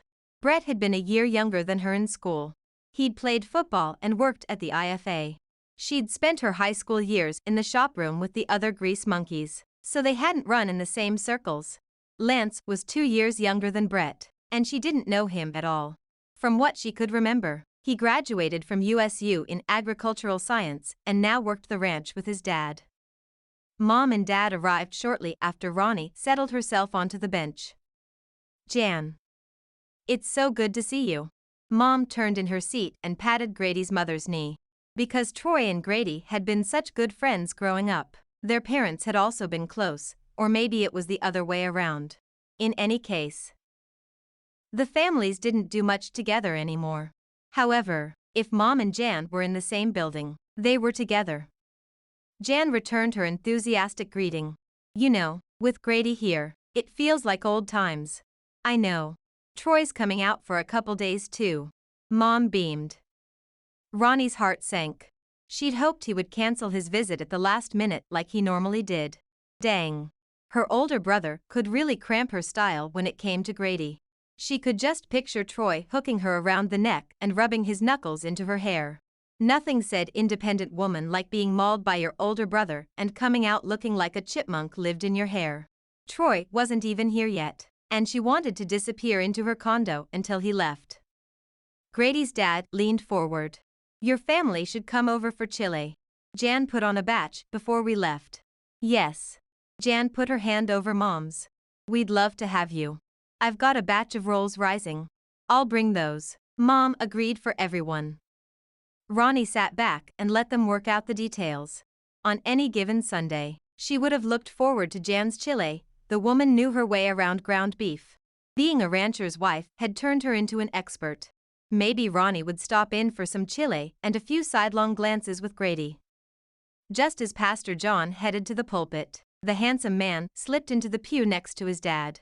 He looked so good in his charcoal gray slacks, navy blue shirt that made his ice blue eyes pop, and paisley tie, she couldn't help but stare. In a hoodie and jeans, he was the type of man to turn her head, but all cleaned up and sharp. It was all she could do not to climb over the pew and kiss that frown upside down.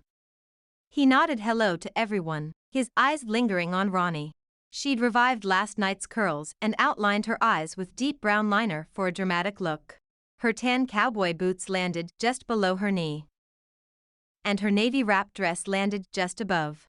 She winked all sassy-like to keep him guessing at her thoughts before turning her attention to the front, where Pastor John welcomed them to Sunday services.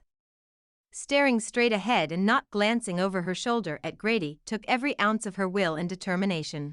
She could feel him watching her.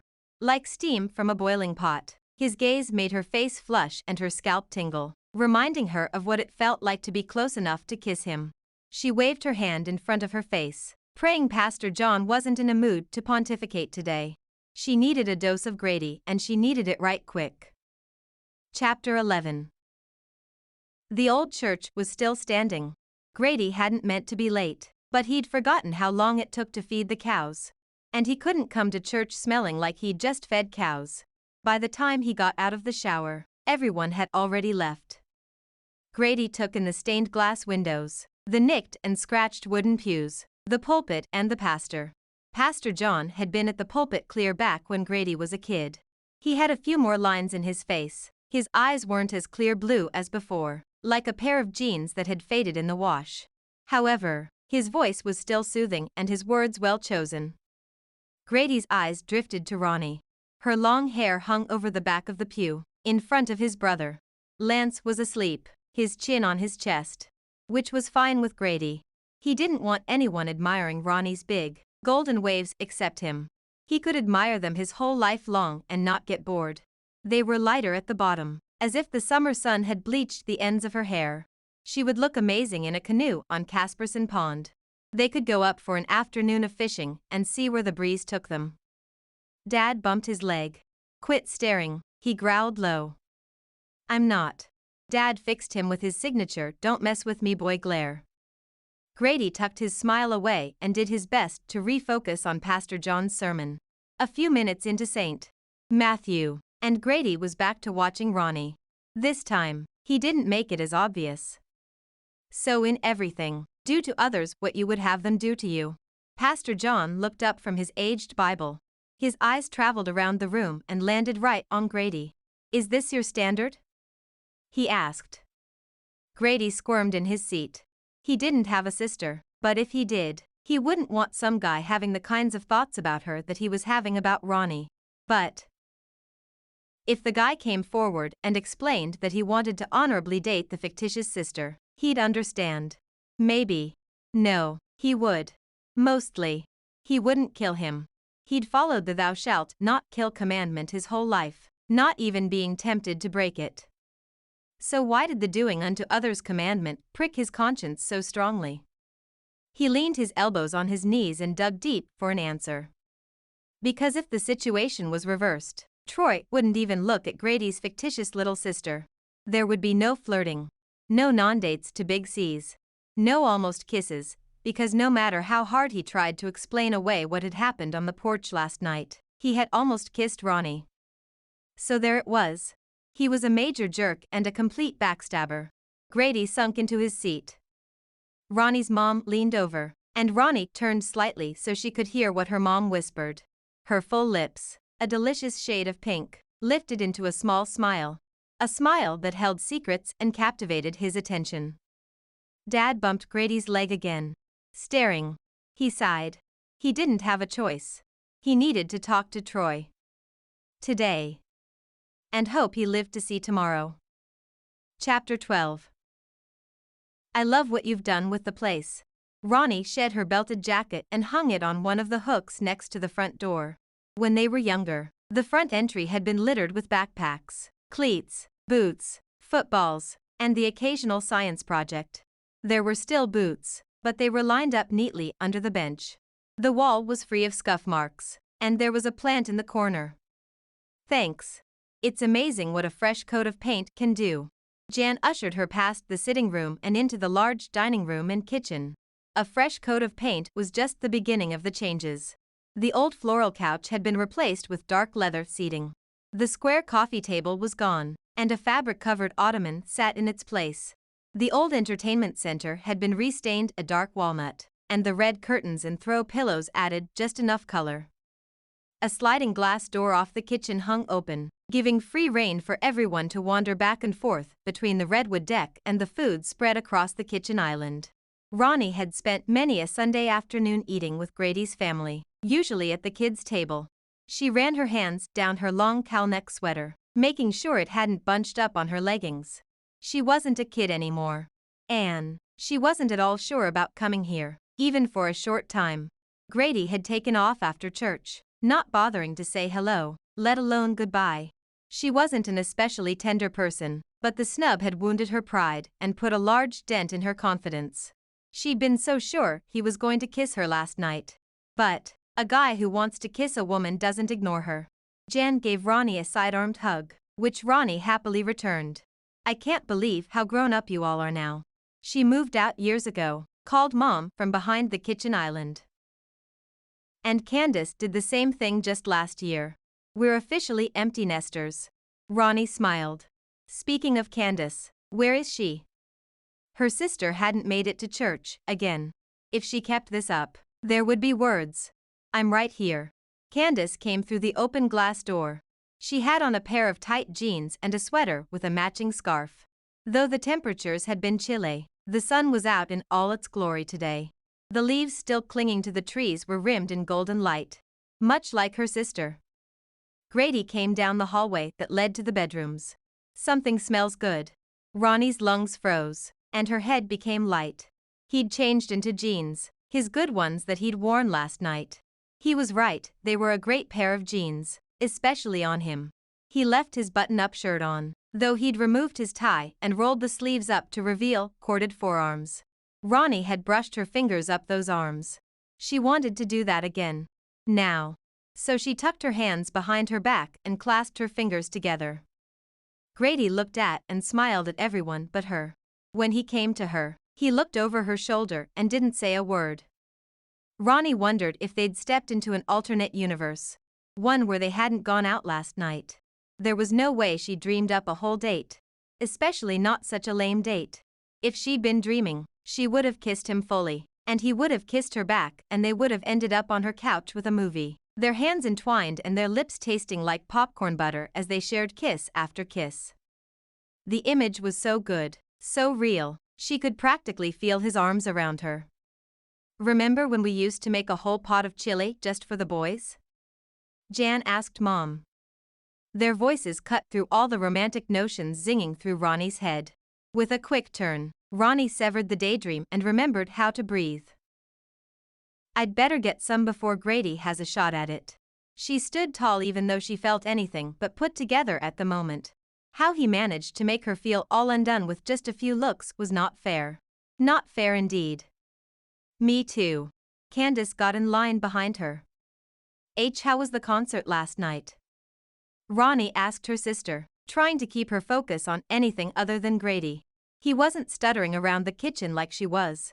No, he was laughing with Jan and Mom and filling his bowl and topping it with cheese and sour cream and chives and following them out to the deck to eat.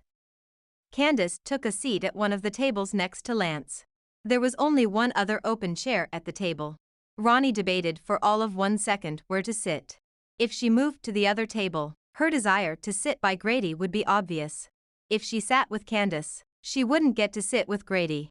Definitely a problem. Being forward didn't get her anywhere with him. He'd at least spoken to her yesterday. Despite being in his home, she couldn't get him to even look at her. Instead of eating her chili in silence, she opted to sit with her sister. In the middle of the meal, Troy arrived. Let the party begin. He wore a hoodie and jeans, just like Grady wore. His hair was longer, almost long enough to put in a ponytail. For a moment, she contemplated sneaking into his room while he was asleep and braiding it, just to get back at him for showing up and ruining everything with Grady. Not that it was his fault. Not really. What could she have him do, be less of a friend? As much as she'd love to place the blame on her older brother, because what are older brothers for? The one who had real issues was Grady. Maybe they just weren't meant to be. She let out a small sigh and sunk into her chair. Troy hugged everyone, giving the guys hard pounds on the shoulder or back in the process and telling Mrs. Owens how pretty she looked. She laughed at his antics and dished him more food than an army battalion could eat. Ronnie kept her eyes on her bowl. She didn't want to watch Grady put up walls between them. That was hard to see. She sank lower, pushing beans from one side of the bowl to the other.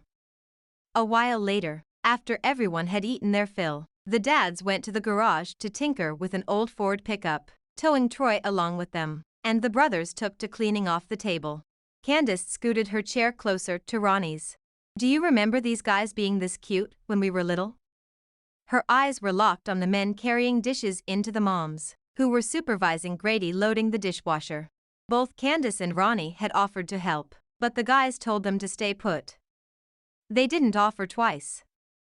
"It's because they're doing the dishes, it increases their hotness level by, 5 points, Ronnie replied. "Try 10. Candace's eyes tracked Lance with the attention of a cheetah. "The cowboy hat helps too." She grabbed a football off the deck chair. "I'm going to see if Lance wants to play catch." Not 30 seconds later, Lance tripped over himself to follow Candace down the stairs to the large field of grass. Ronnie shook her head at how easy her sister managed to capture a man's attention while she'd had zero luck with Grady. She put her chin in her hand and leaned her elbow on the picnic table and sighed again. This time she put her heart into it, really letting the sadness seep through her pores. It wasn't like she'd fallen in love with the guy after just one non-date that, if it had been a date, would have been a half-date at best. What really had her down was that she'd seen glimpses of what they could be like together in the way they bantered over the little things. If they could joke like that, their life together would be happy. That wasn't too much to ask for in life, was it? Lance threw a perfect spiral, which Candace caught easily and returned. A relationship should be like that. Toss and catch. Give and take. So far, she'd done all the work, which meant that it was time to step back. Besides, Ronnie wasn't likely to get Grady back into date mode with her brother around. She should just head home. A plate clinked on the table to her right and she glanced over to see pumpkin pie covered in whipped cream and drizzled with caramel sauce. Turning a little more, she found Grady smiling down at her. Pie makes family parties better, he remembered. She looked from the plate to him and back again. Was this his way of tossing her the ball? Pie was a pretty great toss. She grinned, scooting the plate closer and snagging the fork. And movie nights, road trips, and sore throats. She took a small bite. Thanks. Grady settled into the seat next to her, filling in all the empty spaces in her thoughts and personal bubble. His shirt brushed her sleeve and her hands went warm. Why do I think you had your tonsils out? She swallowed the creamy deliciousness before responding. Because I did. She swirled the spoon around the top of the cream, gathering caramel, happy to take things slow with him this afternoon, letting him take the lead. Being with Grady was easy, like sliding on her favorite pair of coveralls, and yet every moment held the thrill of new chrome on a big old Dodge truck. I was 10 and Mom and Dad were out of town and Troy was babysitting. He called you when my fever went to 101, and you held me in the truck all the way to the emergency room. He snapped his fingers. That's right. I remember laying you down on the hospital bed and realizing my shirt was soaking wet. He looked at her with admiration. You'd cried the whole way into town and I didn't know, you were so quiet and brave. She laughed and shook her head. It wasn't that at all. It wasn't? No. I didn't want to freak Troy out. He panicked when Candace or I cried. Like. Forget how to function panic. He panics when any woman cries. Grady's arm found its way to the back of her chair. She could so easily lean into his chest. He was warm-bodied and the air had a light chill. She bumped his chest with her shoulder, testing his reception. Right? He can fix an oil leak, but if a girl leaks. Hey, in his defense, girls don't come with instruction manuals. Grady's grin was all over Flirtville, and it was all Ronnie could do not to kiss him right then and there. She ducked her head and looked up at him through lowered lashes. His gaze was soft, tender even, and didn't hold a trace of the distance he'd so readily put between them before. She leaned closer, her body fitting nicely into that spot he'd opened up. We're not that complicated. He brushed her hair over her shoulder, his gaze tracing her cheek and then dropping to her lips. Grady. Troy called from the back lawn. Come on, we need you to even up teams. Grady's eyes darted between her and Troy. I'm on vacation, he told Troy. Though Grady was torn, and she loved that he didn't want to leave her side. She wasn't going to force him to declare his interest in her, if there really was any. She still wasn't sure.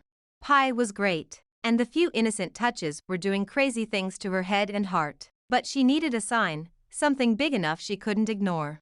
Troy wasn't one to give up easily. He bounded up the steps. Quit babysitting and get out here. Grady's arm fell from the back of her chair, and a chill crept over her skin. Ronnie glared at her idiot of a big brother. I don't need a babysitter. Troy tossed the football up and caught it again. History begs to differ. You almost burnt the house down. She bit back her retort, because there wasn't much she could say about that. She had almost burnt the house down trying to make homemade eclairs for Grady. They were his favorite.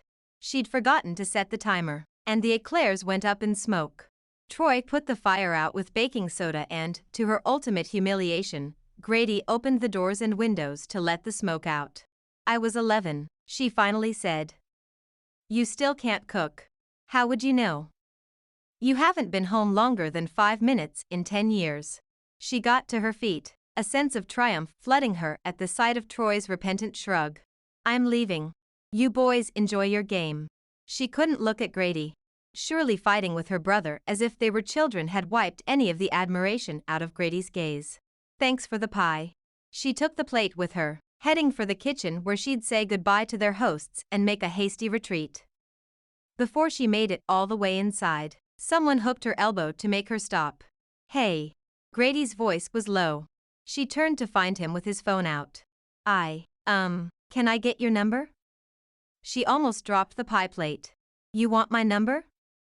Grady's cheeks went cherry red. Behind him, Troy laughed. How else is he going to find out if the truck is done? Oh. She tightened her grip on the plate, her shoulders as cold and rigid as a carton of ice cream right out of the deep freeze. Of course. Grady Owens wouldn't ask for her phone number, not with Troy standing there, and probably not ever. Whatever she'd suspected was between them, whatever attraction burned bright, his friendship with Troy outweighed it by 40 pounds. She rattled off her number and Grady put it into his phone. He looked at her long enough to make her eyes meet his. Thanks. Her phone beeped a moment later. Now you have my number. Lot of good it'll do me. Yep. She forced a smile and ducked as quickly as possible into the kitchen. Mom and Jan were at the table with large cups of Jan's homemade herbal tea. Their laughter filled the large space. Ronnie said goodbye and hugged both of them. She sprinted across the lawn to her car, parked at the curb. With the door shut, she felt like she could finally breathe. Her phone beeped. She swiped the screen to read Grady's text. The first one said, "I still think you were brave." The icy feeling started to melt. His next text read, "Troy's an idiot." She laughed right there. "There might just be hope for you yet, Grady Owens," she said to the house before pulling away from the curb. Chapter 13. Grady watched Ronnie talk to their moms and then disappear out the front door. The urge to run after her and leave all this family bonding behind for a chance at one-on-one time with an incredible woman was strong. Strong enough that his feet had carried him inside the sliding glass door. "Do you need something, hon?" asked Mom. She and Mrs. Martin stared over their herbal tea. He blinked hard. "You and Ronnie have the same color of hair." Mrs. Martin exchanged a look with Mom. Grady had no idea what that look meant, but he had a feeling they'd been talking about him. From their vantage point at the kitchen table, they might have seen him deliver Ronnie a piece of pumpkin pie. He wasn't all that smooth. If he was trying to hide his interest, he should have offered pie to everyone. But he'd wanted Ronnie to feel special, wanted her to know he thought about their conversation last night. If the moms hadn't been talking about him, they would be now that he'd followed Ronnie through the house like a lovesick, whipped, totally smitten jerk. "Sorry, I'm tired and saying stupid things. Because you were out late with Ronnie last night?" Mom took a sip of her tea. "Wah." Mrs. Martin slowly set her cup down, as if she didn't want to frighten him away with any sudden moves. "No. Because I had to wrestle steers all day yesterday." Grady rotated his still sore right shoulder. "But you were out with Ronnie, weren't you? Dad said you couldn't keep your eyes off her at church today." Grady held up both his hands, trying to put a stop to this whole conversation. "Ronnie is fixing my truck and I wanted to thank her, so I bought her fish and chips." His mom rolled her eyes. "Really? That's the best you could do for the woman who saved you $600? $600. His hands scraped through his hair. "That's not right." He looked to Mrs. Martin to set the record straight. She shrugged, her shoulders reaching the ends of her short, and yes, golden brown hair. "All I know is the part cost $250. He almost cursed right there in front of his mother. "Why would she do that?" he asked, confused. "People don't go around giving away $600. That's just crazy." The moms exchanged one of those looks again. "Stop doing that." "What?" his mom asked. "Talking about me without saying anything out loud." Their laughter twittered like happy little larks in the springtime. Mom waved him off. "Sweetie, I think Ronnie likes you." Mom's lips didn't break into a smile, but her eyes were grinning as big as the maple tree in the backyard. "Always has," added Mrs. Martin. They did that annoying look thing again. Grady's heart lifted. He reached for a chair, wanting to sit down and let the moms tell him all about it. Troy bounded through the glass door, sweat trailing down his neck and the football tucked under his arm. He headed straight for the sink. "Just be nice to her, son. She's not a little kid anymore, and a woman's heart isn't something to be trifled with." "Who?" Troy gasped. He threw back a glass of water and used the sink to refill his cup. "Ronnie," Mrs. Martin filled in. "Your sister still has eyes for Grady." Troy laughed. "That's hilarious." "Troy," Mrs. Martin scolded. "Come on, Mom. Grady's not going to date Ronnie. She's like his little sister." Grady cleared his throat. This was the opening he'd prayed for all during church. She's not little anymore, dude. He's right, added Mrs. Martin. She turned out to be a real looker too, Mom threw in. Grady clenched his stomach. He could have done without his mom throwing that comment out there. Troy came to stand by him. No way.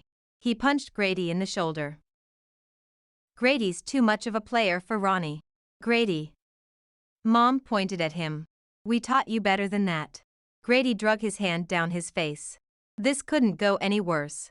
Troy didn't want Grady with Ronnie, and now his mom thought he was some sort of player. Mom, I promise I am not playing the ladies. He crisscrossed his finger over his heart and then cuffed the back of Troy's head. Perhaps a little harder than he should have, because Troy rubbed the spot. Grady was having a hard time not punching the guy in the face because of some weird "you're my friend, but I totally want to kill you right now" surge bursting through his veins. Watching his shot at being with Ronnie dismissed by her brother was ticking him off. He yanked the football out from under Troy's arm. Let's play some ball. Troy snagged the ball back and took off out the door. Idiot, Grady muttered. He followed at a much slower pace, his thoughts holding him back. The honorable thing to do would be to keep his distance. He'd been away from Snow Valley for years. There was no reason he needed to be here any more than before. If he could stay away from Ronnie and her coconut-smelling hair, then he'd survive. Survive? Yes. Be happy? Probably not. Ronnie had a way of looking at the world that was fresh and bright and lit his whole day. Without her, he'd been just getting by in life. He had no idea that he was waiting for her. If he'd known that, he would have done things differently, so very differently. Chapter 14. Mondays were busy at the shop. Seemed like everyone who had a problem over the weekend saved it for Monday morning. As the work orders built up, Ronnie cast a furtive look at Grady's truck parked in the corner of the lot. Since she was doing the work for free, she couldn't use a bay during normal business hours unless they had a free hour. By noon, she knew she'd be staying late to get it done. Grady had already upheld his part of the bargain. She was duty-bound to uphold hers and have the truck done on time. He texted her at 3, asking what time he should come by. With a sigh, she typed out, between 5 and 7. He sent back a thumbs up. Not exactly the fun and flirty text she'd been looking for, but then again, she'd been short and businesslike. There just wasn't time to be all cute when she had a set of brake pads waiting to be installed. Are you sure you don't want me to stick around? Asked Candace at 5:30. They had one vehicle left for pickup today. Ronnie knew how to cash out a repair. The last thing she wanted was an audience while she was with Grady. I can listen for the bell while I work on the Dodge. Okay, then. I'm going to Dove's, I'm down to yogurt and string cheese. Ronnie sent Candace out the door with a wave and headed back to the shop, leaving the door between the waiting area and the bays open so she could hear if anyone named Grady, came in. About 15 minutes later, the bell dinged. Her hands went slick, and she dropped the wrench she'd been using. It clambered through the engine and landed on the concrete floor. She decided to leave it there and grabbed a rag to wipe off her hands as she headed out front. An older man in ripped jeans and wearing secondhand cigarette smoke like a teenaged boy wears cologne stood at the counter. About time, he griped as she came through the door. You must be Mr. Frat Tardy. Ronnie smiled. She couldn't remember working on this particular vehicle before, and she definitely didn't recognize this cantankerous customer. I've got your invoice already. She pulled the invoice out of the cubby where Mr. Frattardy's keys clinked and slid it across the counter. Are you kidding me? He chewed his lip. We accept debit, credit, or cash. She widened her grin, hoping to dispel an unpleasant situation with a pleasant disposition. I'm not paying over $300 for brakes. He shoved the paper back her direction. It wasn't just the brakes. We also had to replace the sensor on the front tires. He swore. Ronnie took a deep breath to keep herself calm. Candace would have called and gotten his okay before signing off on the sensor change, so it wasn't like this was a surprise. He'd probably planned to throw a fit, and that's why he waited until the minute before they closed to come in. We can hang on to the vehicle if you need some time to get the funds together. He slammed his palm on the counter. I can pay it, but I won't. You have no right to gouge a customer like this. I assure you, sir, that's the going rate. He swore again, adding an unflattering term just for her. His eyes went to the cubby where his keys waited, and he made his way around the counter. Stunned, Ronnie realized she was cornered with the computer at her back and his menacing scowl blocking the escape. His smell got stronger as he got closer and her stomach churned. "I want my car." He stepped over that invisible line that separated employees and customers, making Ronnie's heart stop completely and then take off at 300 RPMs. She should just give him the keys, but she hated to let a customer think he could just take something from her family's garage. This place had been in her family for 3 generations. The Martins prided themselves on fair prices. They worked with customers who couldn't afford repairs, offering payment options when needed. Snow Valley was good to them and they, in turn, were good to Snow Valley. She reached for the mace Candace kept in the cubby closest to the computer. Twisting the cap, she held up the can. "Don't come any closer." He called her that name again but stopped his advance. They stared at one another in a game of chicken that would end with one of them being hurt in some way. Ronnie could see the cold calculations in his gaze. He was measuring her up. She narrowed her eyes. She could have grabbed the gun under the cash drawer, but she wasn't all that certain she could shoot someone, even in self-defense. But mace a guy in the eyes for getting too close? She could totally do that. The bell chimed again. Ronnie didn't dare look away, afraid Mr. Frattardy would take advantage of the distraction. She sent up a silent prayer that whoever it was on her side of this and not his. "What's going on?" Grady asked, his voice the welcome home she'd longed for. She gritted her teeth. Instead of answering Grady, she said, "As I said, we take debit, credit, or cash."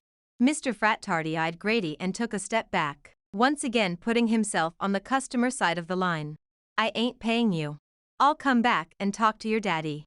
Grady moved behind the man standing close enough to breathe down his neck. He folded his arms, his chest getting all big and intimidating and his shoulders widening. "I'm sure her daddy's going to have a few words for you, too. You don't want to mess with Brian Martin. Not when it comes to his girls." Mr. Frattardy grunted and made his way around Grady and out the door. Ronnie followed him, and Grady followed her like a giant, muscle-filled shadow. She waited until Mr. Frattardy was halfway across the parking lot before she flipped the deadbolt and relaxed her hold on the mace. Her pointer finger burned from holding it so tightly. She turned around and found Grady standing inside her personal bubble. His nearness was overwhelming, and she leaned against the door for support. He stared over her head, watching the car whose tires crunched as Mr. Frattardy peeled out of the parking lot. She couldn't help but want to touch Grady. He was so imposing and all hard lines and everything. A thick vein in his temple pounded.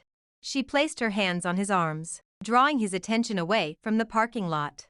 The transformation on his face as he looked at her was breathtaking. His jaw, no longer clenched, softened. His big, broad shoulders relaxed and his arms unfolded. He searched her face with all the intensity that radiated through him. "Does that happen often?" Ronnie shook her head quickly. "Only once before. Dad practically chased the guy across the county line. Candace deals with a lot more crap." "Why?" He leaned forward. "Because she's up front and gorgeous." His arms went noodle soft beneath her touch. "So are you." Ronnie huffed a laugh. "Thanks. But I know I'm not the Barbie doll guys want." A crease appeared between his eyes, and he opened his mouth as if he wanted to argue with her. Ronnie wasn't in the mood for any more arguments, and she wasn't fishing for compliments. She didn't want to come across as one of those needy girls constantly begging for attention, because she wasn't like that. Mr. Frattardy was an isolated incident, and it was all taken care of. She hoped he did come back in the morning when Dad was here. She'd make sure the big wrenches were near the front so Dad could carry one, maybe pound it into his palm once or twice, as he talked to the guy about how things work around here. "Anyway, I'm about halfway through, if you can wait a bit?" He glared at the door, looking like he wouldn't mind having one of those big wrenches himself. "I'll stick around." Ronnie paused for a moment, waiting for him to look down and maybe pick up where they'd left off on her front porch the other night, but his arms didn't wrap around her. She'd spent too much time daydreaming about him Sunday night. In her daydreams, This was the point when they got lost in one another's gaze and ended up clutching one another in a passionate embrace. Funny, she'd never once dreamed of being threatened by a customer and having Grady ride in wearing a nice red polo shirt. He didn't grab hold of her body nor her eyes, and she forced herself away from the door and away from him. Suit yourself. She headed into the shop and grabbed a new wrench off the tool rack. There was no way she was going to scramble under the vehicle with Grady watching. Grady wandered around, looking at everything, a sense of nostalgia following him like a puppy. It's all pretty much the same as when you hung out here in high school. I can't get Dad to change a thing. Grady smiled a knowing little smile that sent a thrill up her back and had butterflies doing backflips in her stomach. Not everything's the same. She flushed and went back to twisting the bolt. Flirting with Grady was so much fun, but that was all there was to them. It would be fun to go back and forth with longing looks, winks, and some cute exchanges, but that was all he was going to give her. She wasn't happy about the restrictions he put on them, but she had to find a way to accept them. Accepting limitations had always been hard for her. This time was no exception. Hey, will you hand me a quart of oil? It's in the supply closet, she asked, needing some space. It was harder to forget the way he flustered her when he was in the same room. Sure. He disappeared behind the blue door and came back a moment later with the gallon jug dangling from his fingers. What's this for? I wanted to top you off before putting my stamp of approval on this repair. He smiled and handed her the jug, their fingers brushing. She bit back her sigh and concentrated on making sure the oil hit the funnel and didn't spill all over. Once that was done, she brushed her hands together and slammed the hood. You're good to go. Thanks, I really appreciate this. He rubbed the back of his neck. I mean, really. You went above and beyond, and all I did was take you for fish and chips. I feel like a world-class jerk. She smiled sadly. You could never be a jerk, Grady. It's not in your DNA. Still, a $600 repair. I wasn't trying to put you in my debt. At least let me pay for parts. She opened her mouth to protest and he put his finger on her lips to shush her. Time slowed, and sounds faded away with skin-to-lip contact. It would make me feel better, though. Ronnie wasn't sure if she'd ever feel better after the fire he created surged through her body. I'll leave a note for Candace to call you. He dropped his hand to his side and shuffled his feet. Thanks. All the signals Grady sent out said the same thing, goodbye. Whatever had started growing between them was squashed the moment Troy drove down Main Street Snow Valley. The idea made her sad, hole in the heart sad. Hole in the future sad. Hole in the whole concept of finding love sad. Life sucked when it didn't line up with the daydream, positive thinking version she'd created Sunday evening. She looked down at her coveralls. They had grease stains and smudge marks. She'd have to take them home for a good wash, and there was no way she was going to wear them in the Pontiac. She undid the first 3 buttons, intent on saving the upholstery. What are you doing? Grady's voice cracked. She paused in her movements. His eyes were wide and locked on the last buttoned button of her coveralls. I'm taking off my coveralls. You shouldn't do that in front of me. She cocked her head, confused. It's not like I'm naked underneath. I know. It doesn't matter. That motion, he circled his finger in front of her chest where her fingers hovered over the next button. Does things to a guy's thoughts? In fact, you should never, ever do that here, at work, with all the men around, ever. If Grady wanted to keep it at flirting partners, then fine, she'd show him what a champ she was in the flirting ring. With a saucy grin, she dropped the coveralls over her t-shirt covered shoulder and pumped her eyebrows. He groaned and dragged his palm down his cheek. You're impossible. Ever so slowly, she peeled her arm out and then started on the other side. What? This bothers you? He grabbed both her arms to stop her movements. She giggled as she watched his Adam's apple bob. Just as slowly as she'd pulled her arm out of the sleeve, he backed her up against his truck. His breathing was all ragged and rough, leading Ronnie to believe he hadn't been teasing even though she had. Could she have misread his goodbye signals? Usually she was pretty well versed in guy. Her hands went to his arms, his skin hot to the touch. He closed his eyes, as if her touch affected him, and gulped. I shouldn't want to kiss you, Ronnie, he rasped. Ronnie schooled her expression. Grady had her head spinning. He smelled of fresh soap, laundry detergent, and something undeniably manly. When she breathed in his smell, she pictured him wrestling steers on the ranch and riding a horse in a black cowboy hat. The only question was what he wanted from her. What did he really want? Does that mean I shouldn't want to kiss you back? He leaned his forehead against hers, sending delighted little chills throughout her body.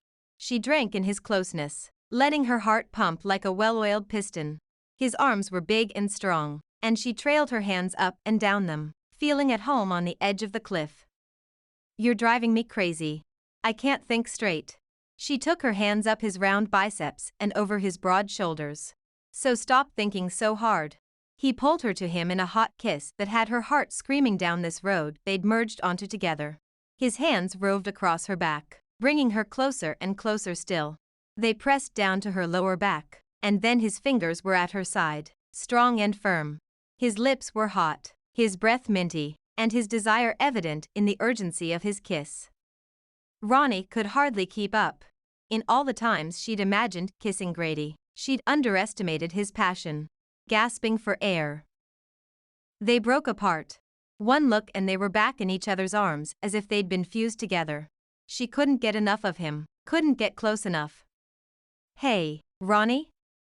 Troy called from the front door. You still back there?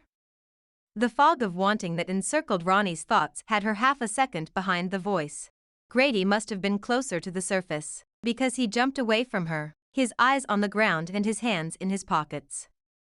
Ronnie stared at him in shock, unable to process how he could shut off what they'd shared as easily as turning off a light. Like this was a game to him. Like he didn't take it seriously, didn't take her seriously. Troy appeared in the doorway. Aren't you done yet? Ronnie took in the guilty tip to Grady's jaw as she waited for him to tell Troy about them, to say anything. While his lips had been quite agile only moments before, they were now pressed into a rigid line. Not that there was a them quite yet, but there was something strong and delightful. Her lips still tingled from his kisses, her heart still fired like a piston from the craze he inspired with his touch. Her body craved his touch with fervent need. But she wouldn't be a secret and she especially wouldn't be a joke. I think we're done here. Grady's head came up.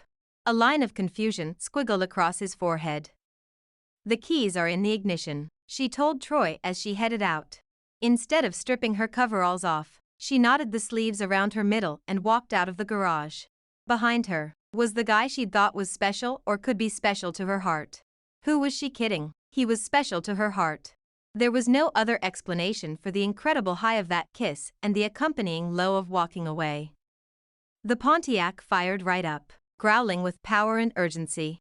She slammed the gas to the floor and tore her heart out of that parking lot before it could convince her to run back in and declare her intentions with Troy's best friend. No. As much as she would love to spend her life swimming in the kind of passion Grady inspired, she would drown coming in second to their friendship every time Troy walked into the room. It wasn't that Troy shouldn't be a priority. He should, for both of them. He just shouldn't be their first priority. She scrubbed the tears off her cheeks. And all of this was premature because all they'd had was one big C sort of date and a series of the best kisses ever. Seriously, no kiss was like that kiss. Grady Owens, she said to the windshield, you're in so much trouble. She swiped another huge tear. I think I'm in trouble, too. Chapter 15. Grady stared at the door where Ronnie had disappeared. He did that a lot with her. 3 times, actually. 3 times he'd messed up and watched her walk or drive out of his life. That was it. 3 strikes and he was out.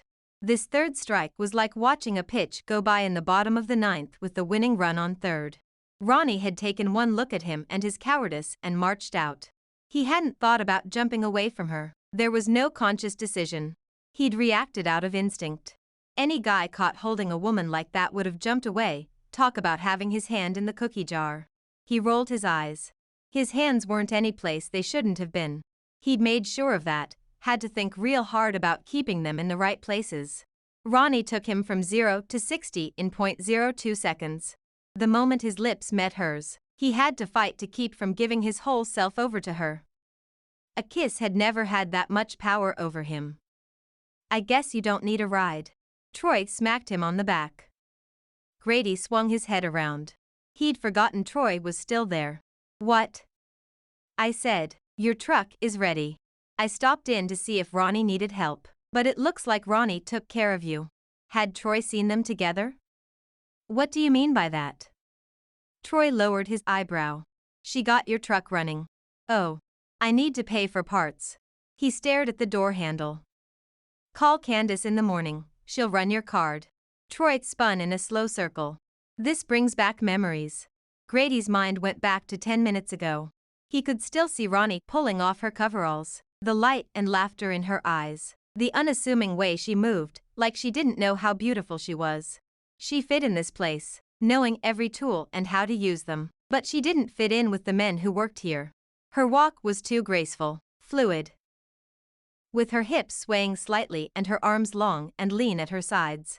She was tough, strong, with definition in her arms he hadn't seen on a woman before, but she had the height to carry a little muscle. He liked her strength, liked that she could pull him closer and… Looks like you got some grease on your shirt. Troy pointed to his arm where Ronnie had brushed her hands. Yeah. Grady reached for the truck door. Thanks for coming out. I'm going to head back in the morning. I'm going tonight. I'll lock up behind you. Grady nodded. He opened the truck and climbed behind the wheel. He shut the door, and Ronnie's scent tickled his nose. All deep and rich and beautiful, just like her.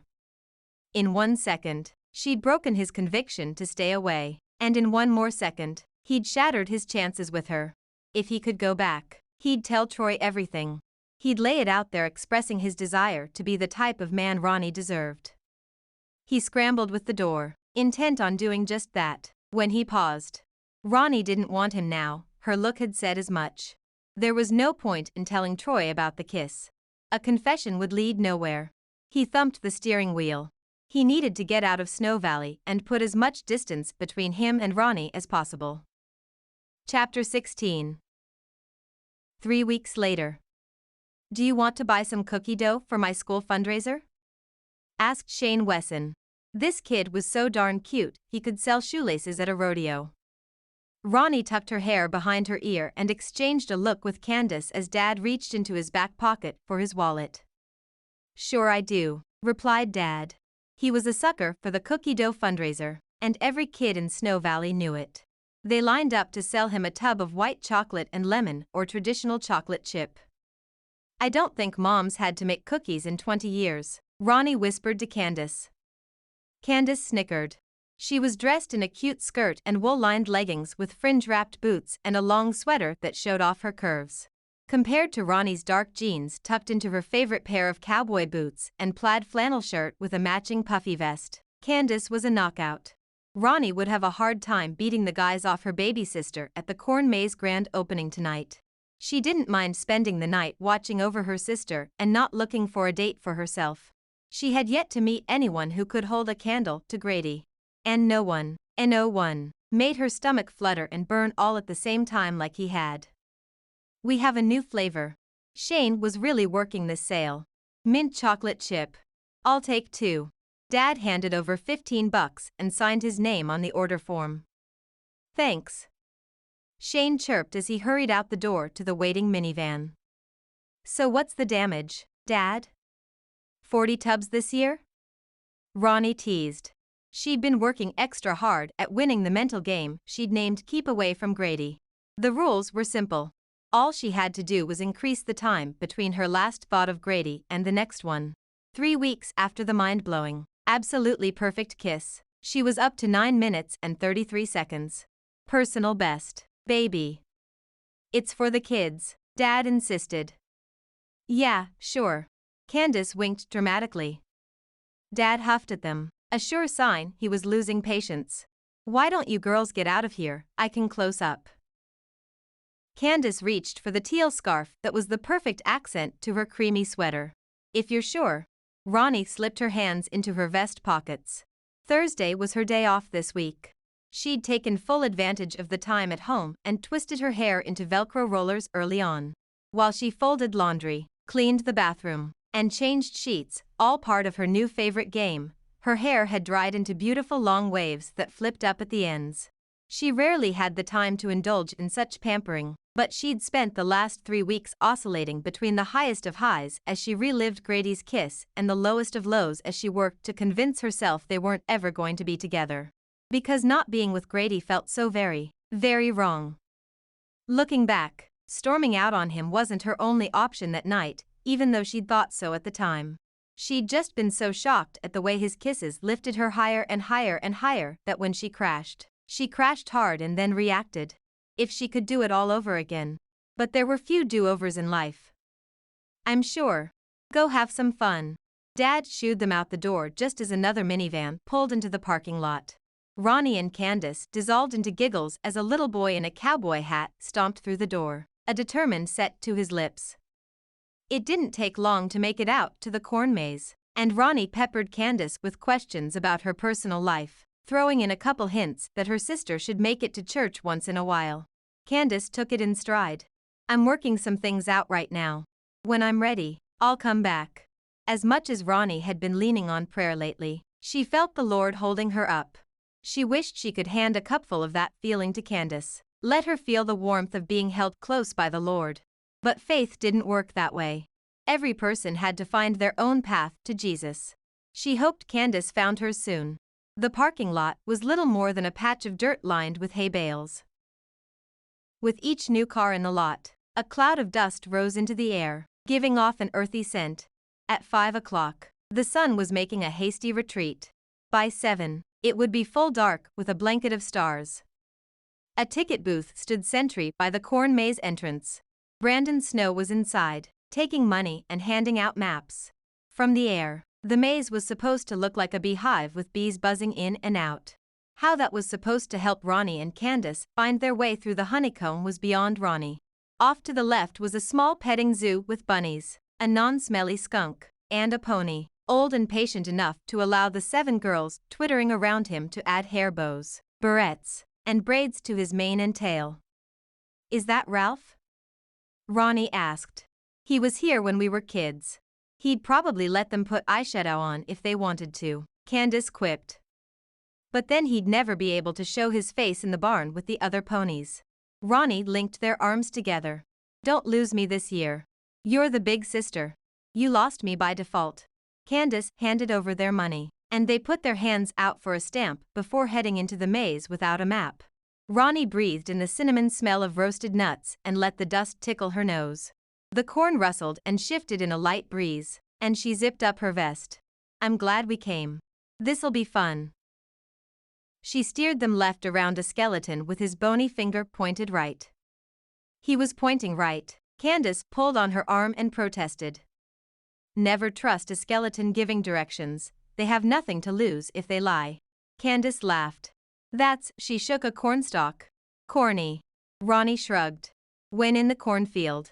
They laughed and plunged deeper into the maze, hitting dead ends and backtracking until they were completely turned around and full of giggles. Ronnie let herself go.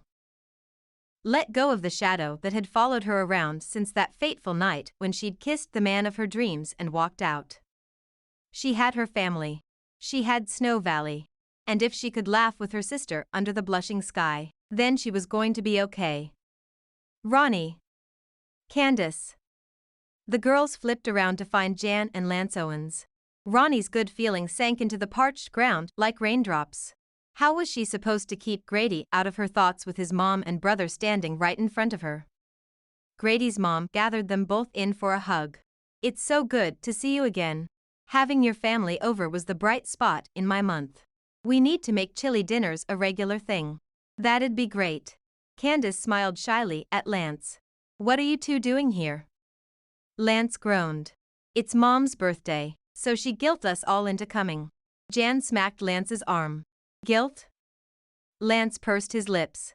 All I want is for us to spend time together like we used to. You're all so busy, he said in a falsetto imitation of his mom. Jan laughed. Okay, there might have been some guilting involved. But it's out of love. She grabbed his face and kissed his cheek while Ronnie and Candace laughed at his obvious discomfort. Mom, we're in a race, there's no time for that. Jan released him. There's always time to embarrass my kids. You're racing? Ronnie prompted. If Grady was somewhere in this maze, she would be running towards the end as fast as possible. Of course, if that's the direction he was headed, maybe she should head for the start. We saw some of them go that way. Jan pointed to the north path. Candace laughed. You're in luck. That's a dead end. Jan linked arms with Lance and Candace. You're coming with us. We can win this. You too, Ronnie, she called over her shoulder. Ronnie made a big effort to smile. There was no way she was going to line up with the Owens family and surprise Grady. She let the three of them go in front of her and slowly backed off until they disappeared right and she could go left without them noticing. She tripped over a piece of baling twine. With a scowl, she bent down to pick it up and toss it into the corn so a little kid wouldn't end up face first in the dirt. Just as she ducked down, someone ran around the corner and tripped right over her. Eric Owens just managed to keep his feet under him. Sorry. He reached for Ronnie and helped her to her feet. I didn't mean to run you over. Ronnie brushed off her palms, sending up a cloud of dust. No harm done, Dad. Grady rounded the corner and skidded to a halt in front of the two of them. His eyes widened, and then he turned red. Deep, deep red. Memories of his hot lips and warm breath on her skin had Ronnie ducking behind her hair. Grady spoke first. Hi, Ronnie. She pushed the words beyond the pain and the general gloom that had haunted her the past 3 weeks. Darn it all. Tonight was supposed to be a distraction, not a reunion. Hi, Grady. Ronnie looked at the top of the cornstalks. Eric rocked back on his heels. That was a dead end. I'm going to try this way. He took off. But Grady reached out a hand to stop his dad, but Eric was already gone. Ronnie watched him leave. You know, for an old guy, he's still got some pep in his step. Grady's hand went to the back of his neck. Yeah. Ronnie couldn't just stand there with that kiss between them. There was too much longing in her heart for this guy. She forced happiness into her words that she didn't feel. Well. Have a great time. She hurried down the third path, trying to stay clear of Grady's mom and his dad. Wait, Grady called after her. Before she could get good and lost, he caught up. She fought to keep from rolling her eyes. He needed to leave her alone. Leave her alone and let her heart fall to pieces once again so she could sweep them into a dustpan and toss them out. That way her heart wouldn't hurt anymore. They walked in silence for a minute.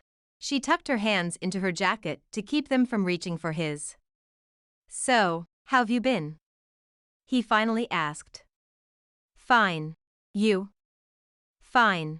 Good. A herd of preteens barreled past, laughing and calling each other names. Their footsteps fell away and an awkward silence descended as the sun disappeared behind the western mountains. Actually, Grady sighed loudly and with great emotion. She kind of admired that sigh since she was a person who put her all into them every now and again. That's not true. Their feet shuffled along, his work boots leaving zigzag patterns in the dirt. Ronnie waited. I can't stop thinking about you. A flare of hope shot through Ronnie's heart. 6 little words and he had her second-guessing her second guesses. Her first instinct had said Grady was into her. Then she started thinking too hard and wondered if he was playing her heart like a game of toss in the backyard where no one wants to win, and if you drop the ball no one gets hurt. Except, he had dropped the ball. Big time. And she had been hurt. Maybe they could have a do-over. He'd put himself out there with the I can't stop thinking about you line. Yes, it was a line, but there was warmth in his eyes that spoke to the truth of his statement. She wondered if he had a mental game too. Ronnie on my mind. She could let him stand there a little longer with that giant confession hanging out there. She could let him sweat. Some would say he deserved to sweat after 3 weeks of radio silence. But Ronnie didn't like games, and she wasn't vindictive by nature.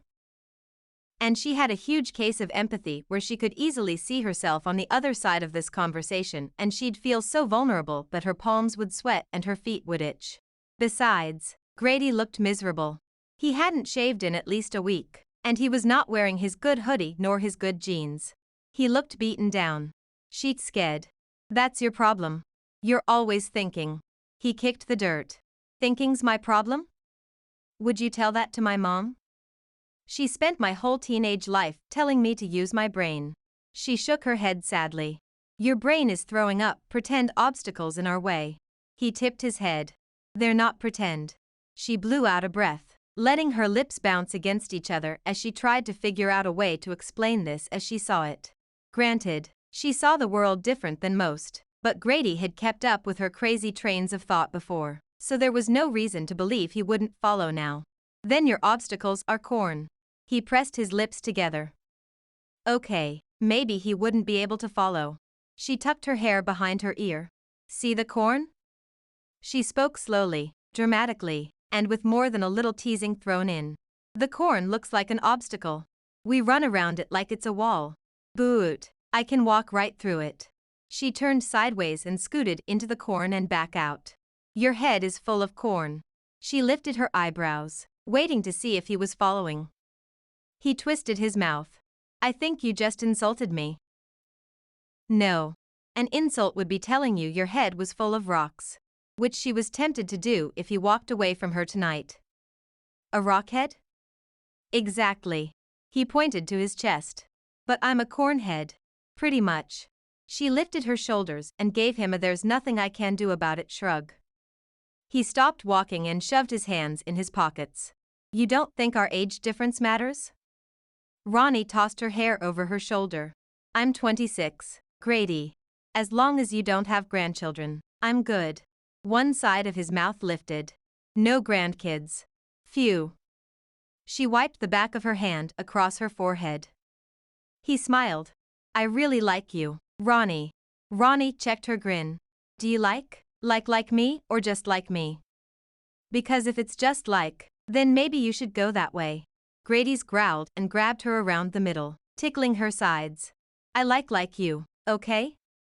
Okay, she squeaked between giggles. He let her go, and this time she didn't hold back her smile. I like you too. He chuckled. This time, when he reached for her sides, he settled his hands on her hips. I want to see if there's more. To us. She let her hands find their way to his chest. Oh, there's more. Yeah? Oh, yeah. She rubbed her hand over his jaw, loving the way the hair tickled her palm and brushed her fingers. He shook his head. Your brother will kill me for even looking at you like this. She could understand why. His eyes were full of mischief and hot kisses. At least they were talking about things. That was huge. I don't want to break up your partnership. But you know you're bigger than him, right? He laughed, stepping even closer. She let the rightness of being in his arms soothe the mental and emotional turmoil that being apart from him had stirred up. Honestly, I don't know Troy like you know Troy. If you want me to talk to him I will, but I'd just tell him to suck it up and call him Buttercup. Grady chuckled, the warm vibration doing funny things to her heartbeat. Thanks for the offer, but if I'm going to keep GT trucking in one piece, telling him to stick it probably isn't the way to go. She patted his chest. That's up to you then. He nodded. So, you don't see any problems between us? Any reason we shouldn't try us out? She patted his chest. Nope. His family plus Candace chose that moment to find them. They gasped or oohed all at once, surprising her. She jumped at the noise. I forgot they were here, she whispered. Grady's hands tightened around her. She grinned up at him and found an answering smile. I think we need to rearrange teams, Grady told his mom. Jan winked at the two of them. We're giving up anyway. Do you girls want to come out to the ranch for cake and ice cream? Grady pinched her side. Sure, she chirped. No one in his family seemed all that surprised to find them together. Candace was turning pink with bottled curiosity. They went the opposite way of every arrow and pointing skeleton and found the exit in 10 minutes. Grady kept his arm draped across her shoulders the whole time. No one said anything while they stood next to one another in the parking lot, nor when Grady gave her a quick hug goodbye. That is, no one said anything until Candace and Ronnie were alone in Ronnie's car on the way out to the ranch. Okay, what the heck? Candace squealed as she clicked her seatbelt in place. I know. Ronnie flapped her hands like a crazed Iron Sticks fan. She melted against the seat. He is so amazing. And old. Isn't he older than Troy? By 2 months. Ronnie backed out of the spot and pointed the car towards the Owens ranch. Exactly. Exactly exactly. We're all over 20 and Grady's one of the good guys. Like, you want this guy to be the father of your children, good guy?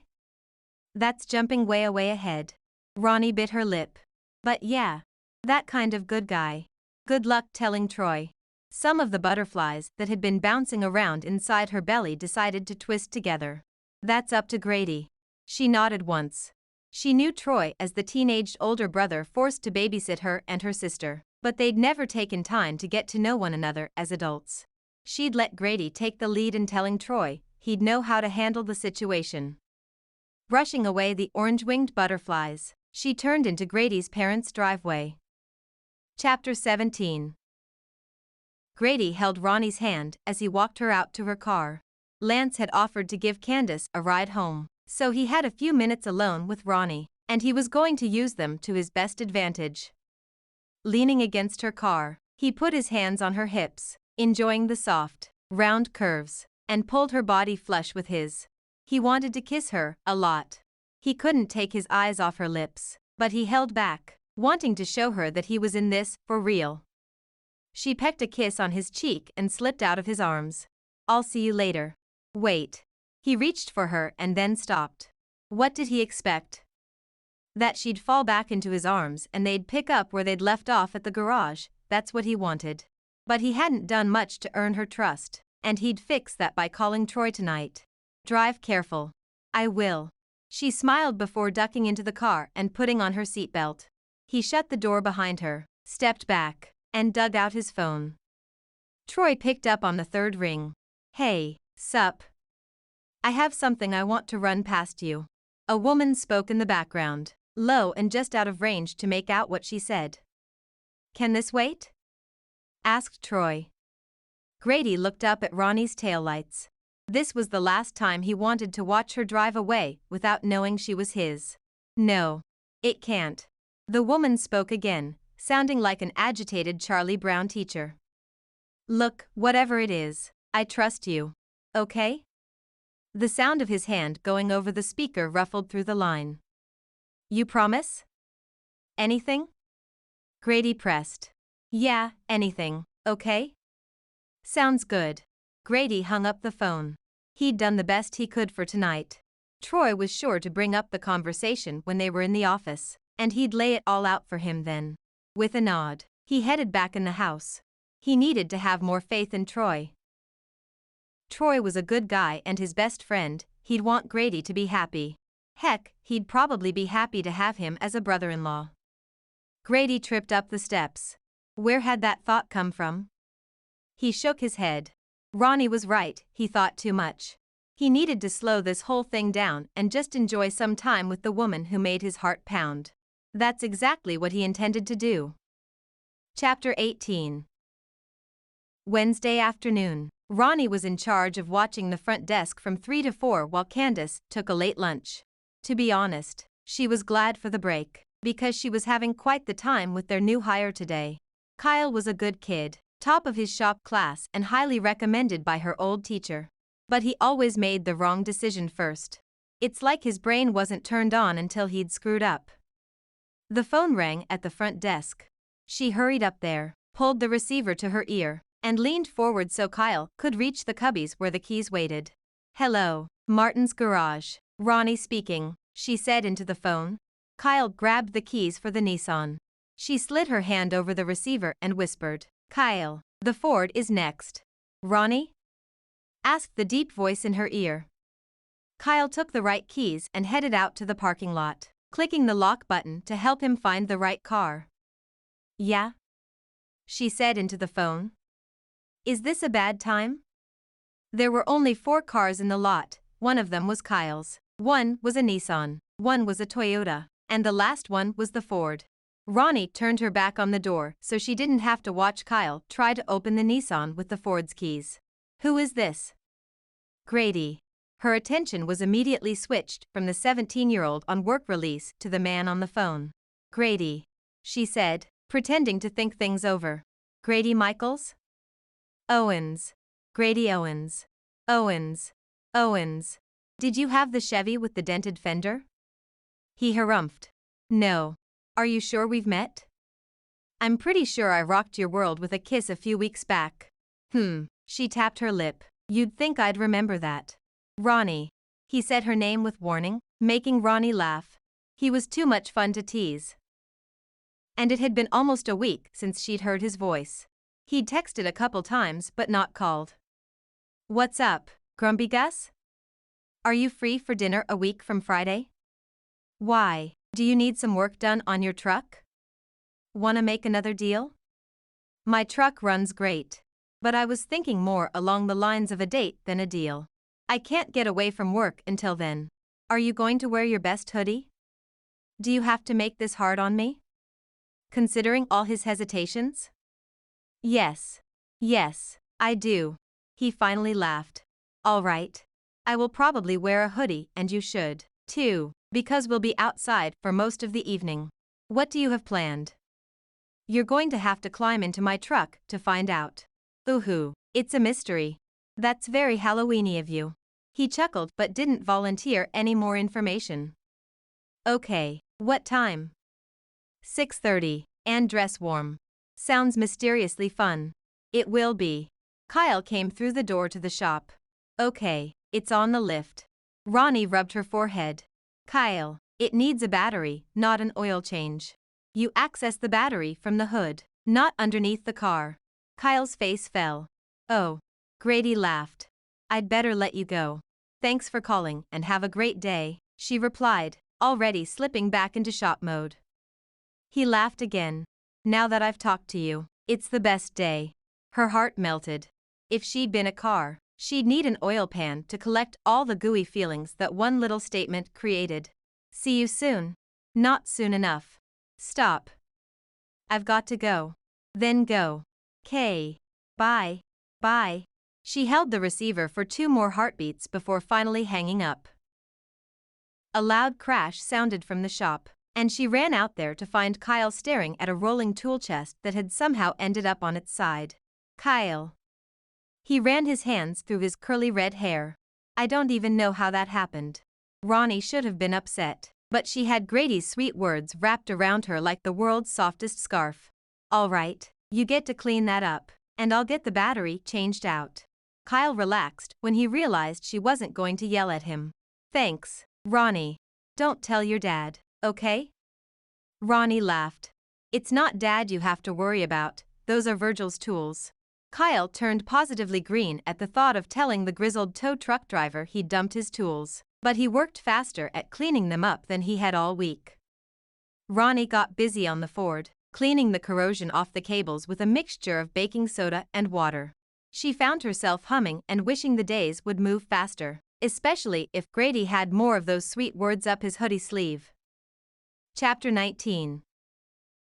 This is brilliant. Ronnie took the pumpkin from the pimply teen, who had cut a hole in the top and cleaned the seeds out with some funky homemade drill attachment before wiping it all down with a clean rag and handing it back to her. Grady had picked her up wearing what looked like a new hoodie and new jeans. He was so cute for trying to impress her. She was impressed. During the hayride out to the pumpkin patch, they'd sat up front where the driver entertained them with funny stories of his years driving horses. They laughed so easily together that it was almost scary. In the corner of the lot, a vendor sold cooked pumpkin seeds in a variety of flavors as well as hot apple cider and cocoa. The carving tables were set up near the orchard full of apple and peach trees. Their leaves were golden and red and whispered like worn pages from a favorite book. Grady's pumpkin was done moments later, and they headed over to a carving station. Groups gathered around different tables, some were families, others dates. They ended up next to a single mom and her unhappy-looking kid, who stabbed holes into his pumpkin like Jack the Ripper. In the center of the table was a flower pot with dozens of plastic knives. They were thick and strong and held their own against the pumpkin flesh. What are you going to carve? She asked as she sized up her oblong pumpkin. Grady scooted around to the other side of the table. I'll show you when it's done. Still going for mysterious, I see. She pumped her eyebrows. I hear women like that sort of thing. She shook her head in mock seriousness. I don't know who is giving you dating advice, but they are way off. The single mother looked back and forth between the two of them. She lightly smirked at Ronnie. I disagree. I like a man with a little mystery. Her son began sawing the table with the knife, leaving unsightly gouges in the edge of the wood. The mom batted her eyelashes at Grady, who didn't take his eyes off the pumpkin. See? Grady tipped his head. She appreciates me. Ronnie made a sour face. She was appreciating him, all right. Her eyes roamed over Grady's body like a serpentine belt over pulleys. Is that your son sawing the table in half? Ronnie asked. The woman nodded, not tearing her gaze away from Grady. I think a more mature woman would understand your needs better. Grady glanced at Ronnie, caught her watching him, and winked without answering the woman to his left. Ronnie smiled at the woman and decided to ignore her, too. She wasn't here to fight over Grady, though she certainly would fight for him if needed. But he obviously wasn't interested in the absent-minded mother, so she wasn't going to worry about her. A few minutes later, the pimply teen came over to tell the woman she and her child had to leave. She pitched a fit that had Grady scrambling to hide the knives, and a few minutes later the sound of Eric Church's Springsteen could be heard over the speakers once again. Happy chatter began at the table next to them. Ronnie worked on her vampire pumpkin, eager to see what had Grady's tongue poking out in concentration. Okay. He stood up tall and shook out his arms. Are you ready? She set her knife down and tossed the last of her pieces in the garbage can. Forever. On the count of 3, we turn them around. Deal. 1, 2, 3. He spun his around to show a crazy good image of a pumpkin pie. A bit untraditional, but I like it. It's pumpkin pie. Do you see the brilliance? She laughed. I see some carving skills. That latticework on the crust is especially impressive. Thanks. I thought about going into professional pumpkin carving when I was younger. He plucked the front of his hoodie, all cocky and so darn handsome. Really? She batted her eyelashes. I can totally see it. What happened? I realized I'd have to deal with the fame and the screaming fans. Professional pumpkin carvers have it so hard. Right? I mean, how would I ever know if a woman liked me for me? With talent like that, you'd always wonder. Exactly. He sighed heavily. It's so nice to talk to someone who understands. Ronnie shoved his shoulder. It was nice to talk to someone who could BS just as well as she could. He reached for her hand and kissed the inside of her wrist. The world slowed down and her pulse pounded in her ears. This is fun. He lit up, delighted. Ronnie tried not to be offended that he was somewhat surprised. This. She twirled her finger over the pumpkins. Or this. She swirled her hand between the two of them. This. He copied her swirl between them and tugged her closer. She smiled and leaned her head against his shoulder. I'm not sure about your vampire. She lifted her head, properly offended. Excuse me? My vampire is the perfect mix of scoundrel and gentleman. See the way his eyebrow lifts? That means he knows he's pushing the limits, but he's going to suck your blood anyway. She hoisted her project. And he's going to look great on my porch. Do you have room for this one too? Grady tucked his pumpkin pie under his arm and took her free hand with his. I could make room. He grinned. Sounds like a plan. They talked all the way home, catching up on the gaps in their lives. Grady held her hand, stroking her palm with his thumb or drawing circles. By the time he pulled into the parking lot to her condo, the stars were out, and her body couldn't take any more teasing. They walked slowly to her door, dragging their feet and extending the date until the very last moment. Are you driving back to Billings tonight? He gave her hand a squeeze before releasing it to set his pumpkin on the front corner of her porch. I'll stay at my parents'. Are you coming to church tomorrow? They'd only been on one official date, and already she hated the hour commute between them. I can't. We have trucks coming in. Well. She took a deep breath of his perfect woodsy scent. Thanks for the pumpkins. He leaned close. Close enough that he had to be able to hear her heart pounding. He pressed his lips to her cheek. Night, he whispered, all husky. Ronnie grabbed the strings dangling from the front of his hoodie. What was that? She giggled. A kiss. She shook her head. That was not a kiss. He lowered his eyebrows. I'm trying to show you I can be a gentleman. I'm not sure I was one the last time I kissed you. She gasped, tossing his strings. Grady Owens, she said in mock astonishment. He scooted closer, closing off the autumn chill and pushing her back against the door. I blame your coveralls. She tipped her head back and laughed. Coveralls are the new booty shorts. She wiggled her shoulder and winked. I can see why. He hesitated. She crossed her arms and gathered the bottom of her jacket in her hands, ready to pull it over her head. You should see what I can do with a hoodie. His hands were on her arms and his lips were on her lips, and she forgot all about teasing him and melted into his tender embrace. He worked over her mouth, slowly and with care, and she responded happily. This kiss was different from his last, but no less intense. His fingertips brushing her cheek and her neck were hints of the feelings growing between them. He moved to kissing her cheek, trailing his hot lips to her ear. That was a very gentlemanly kiss, Grady Owens. He pulled back to reveal a lopsided grin. I'll call you tomorrow? I'd like that.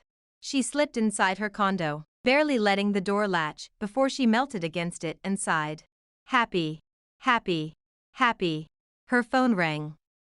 She almost didn't answer because she wanted to let this amazing cloud of happy kisses carry her all the way to bed. But it was Grady's number on her caller ID. Hello? I couldn't wait till tomorrow, he confessed. Ronnie giggled. And you have such a long drive out to the ranch that you wanted to spend it talking to me? Not really. I'm still on your porch. What? She wrenched the door open and sure enough, Grady was grinning down at her. He grabbed her up in his arms and her phone fell to the floor as he kissed her like he would never let her go. That was just fine with Ronnie. She could spend the rest of her life in Grady's arms. Chapter 20. The road out to his parents' ranch was deserted. It was a good thing, too, because Grady didn't remember the drive. He didn't remember walking through the front door, or brushing his teeth, or falling into bed. He did remember holding Ronnie and the revelation that she was the woman of his dreams. He'd been waiting his whole life to find his match, and she'd been here all along. He sighed contentedly. There was no turning back for him. He was on this road and he never wanted to leave. A while later, as his eyes drifted shut, the thought that he hadn't actually told Troy about him and Ronnie surfaced. He pushed it away again. He'd tell Troy when the time was right. They were swamped right now, struggling after having to take a loan out for a new truck. To make the payments, they had to increase their workload, and they were already pushed to the limit. Taking off tonight meant he had to be back at the shop by 5. Ronnie was worth it, though. He drifted to sleep with her coconut smell floating up from his skin. She'd buried her face in his neck before he left, and it had taken every ounce of gentleman inside of him to leave her porch. One day he wouldn't have to leave. One day he'd have a ring and the key and her heart. Chapter 21. 2 weeks passed by in a blur of training. Kyle, keeping up at the shop, and Grady. The most he could get away during the week was every third night.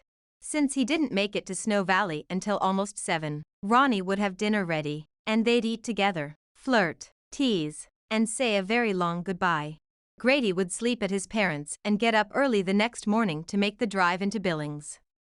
Because her thoughts had been all wrapped around Grady, she'd completely forgotten that she'd signed up to chaperone the masquerade ball at the high school. She called Grady at the last minute Saturday morning as she scoured Dove's for Halloween makeup. Hello, beautiful, he answered. Hello, superhero, she replied. He laughed. What's going on?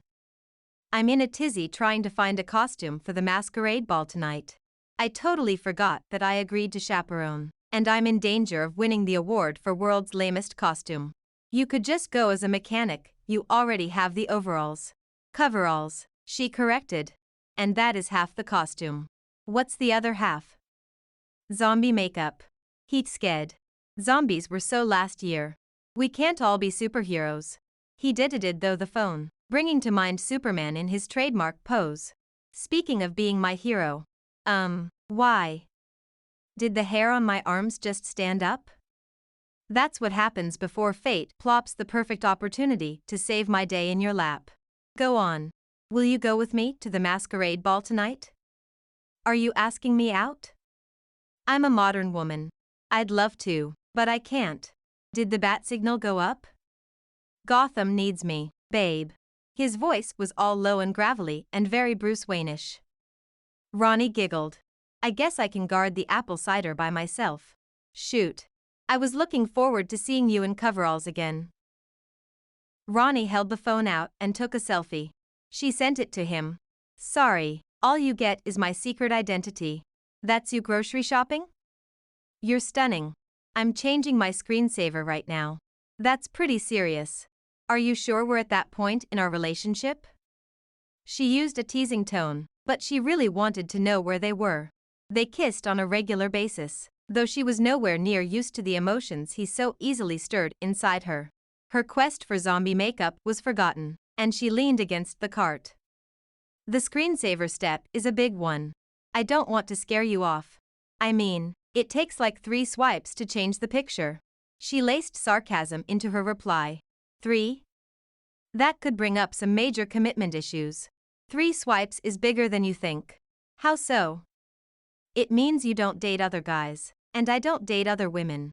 Her heart nearly exploded out of her chest. Shoot. I'll have to cancel my date with Clark Kent. You're hilarious.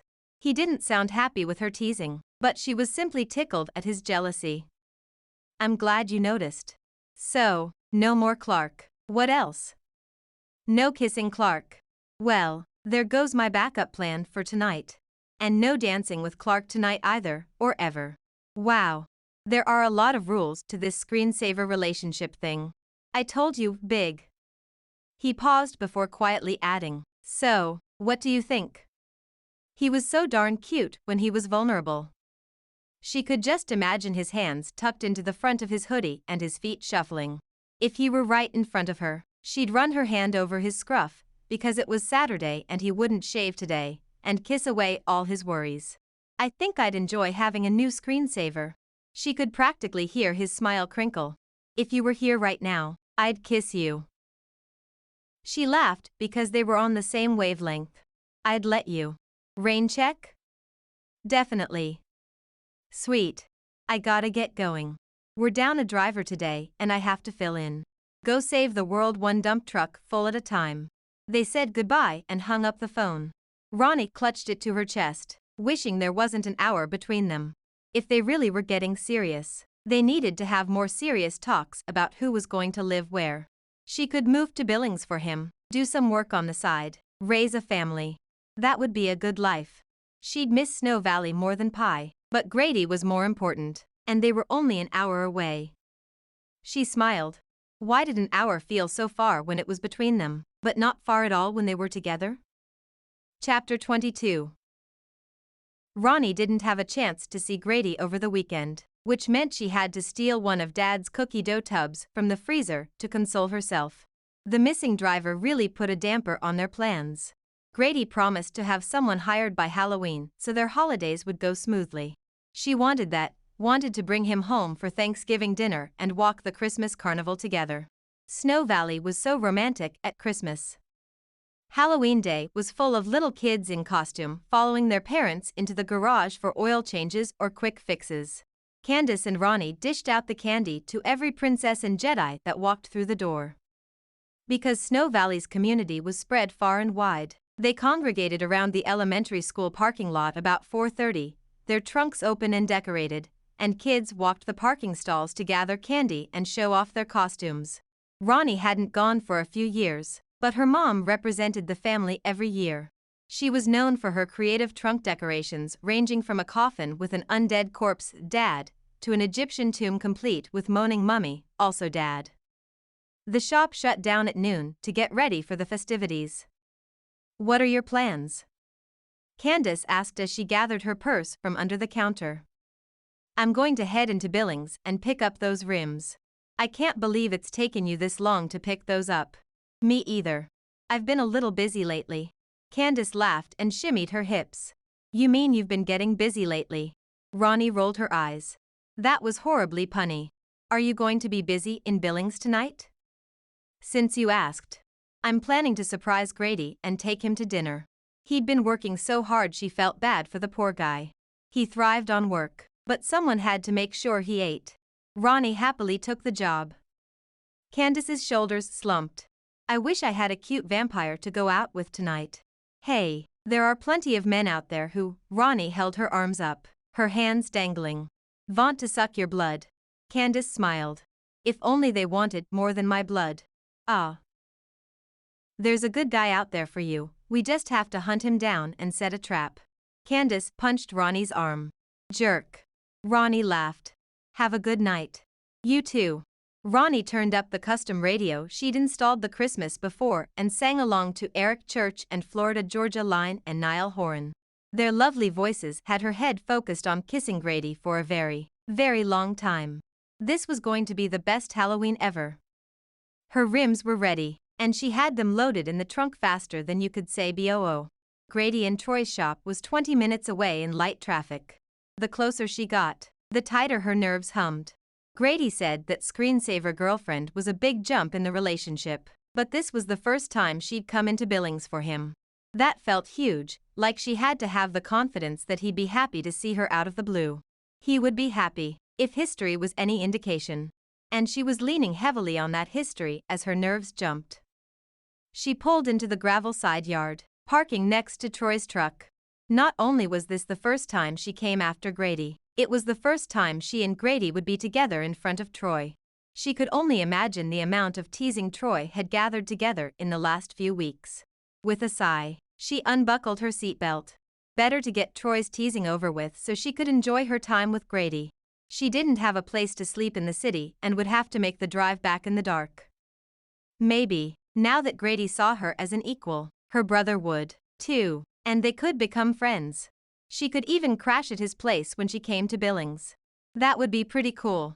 Troy was a nice guy, at least, she thought he was. Troy came out of the office door and waved. Hey. She climbed out and waved back. Hey, check out my rims. She popped the trunk and he headed to the back of her car. Those are fancy.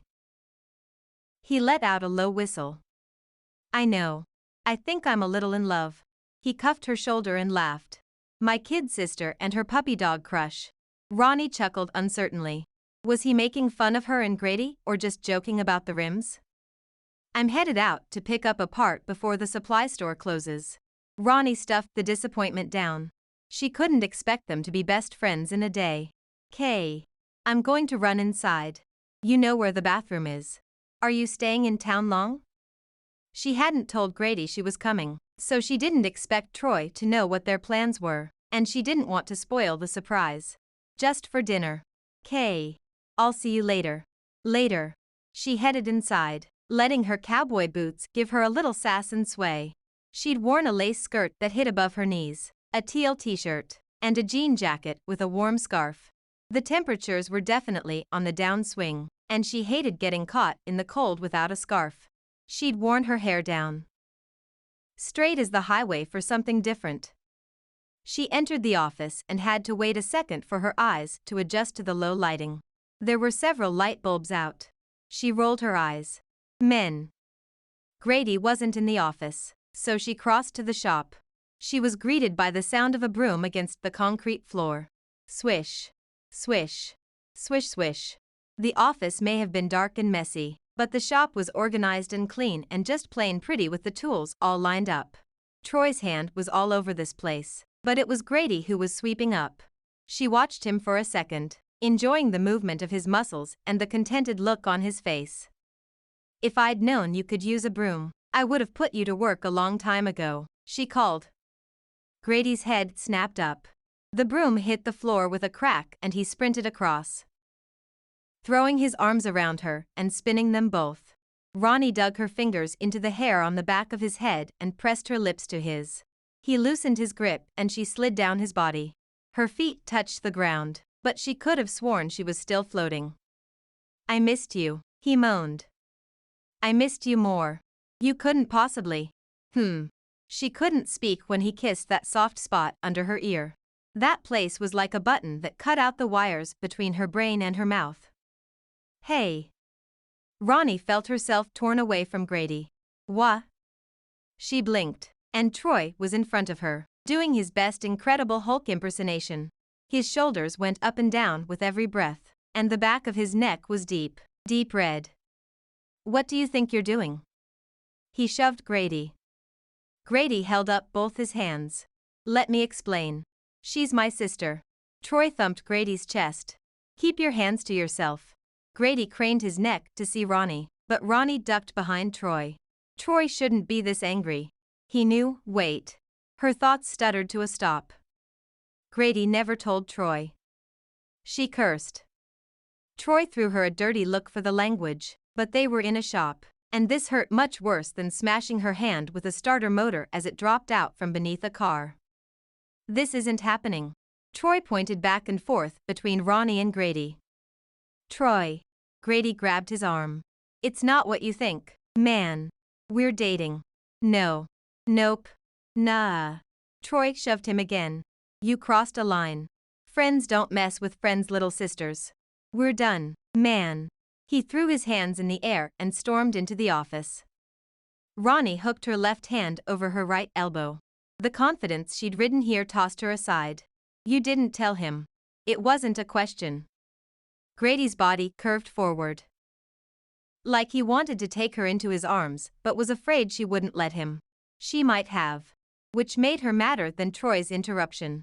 She was such a fool for Grady that she let him make a fool out of her. It didn't come up. Thankfully, her brain had turned back on. That makes me feel important. His eyes pleaded with her to listen, to let him fix this. You are important to me. Ronnie pinned him with a look. They should have been past this, way away past it. Left it in the dust. But no, he hadn't thought their relationship important enough to tell Troy. No girl likes to be a secret, Grady. She headed for the door.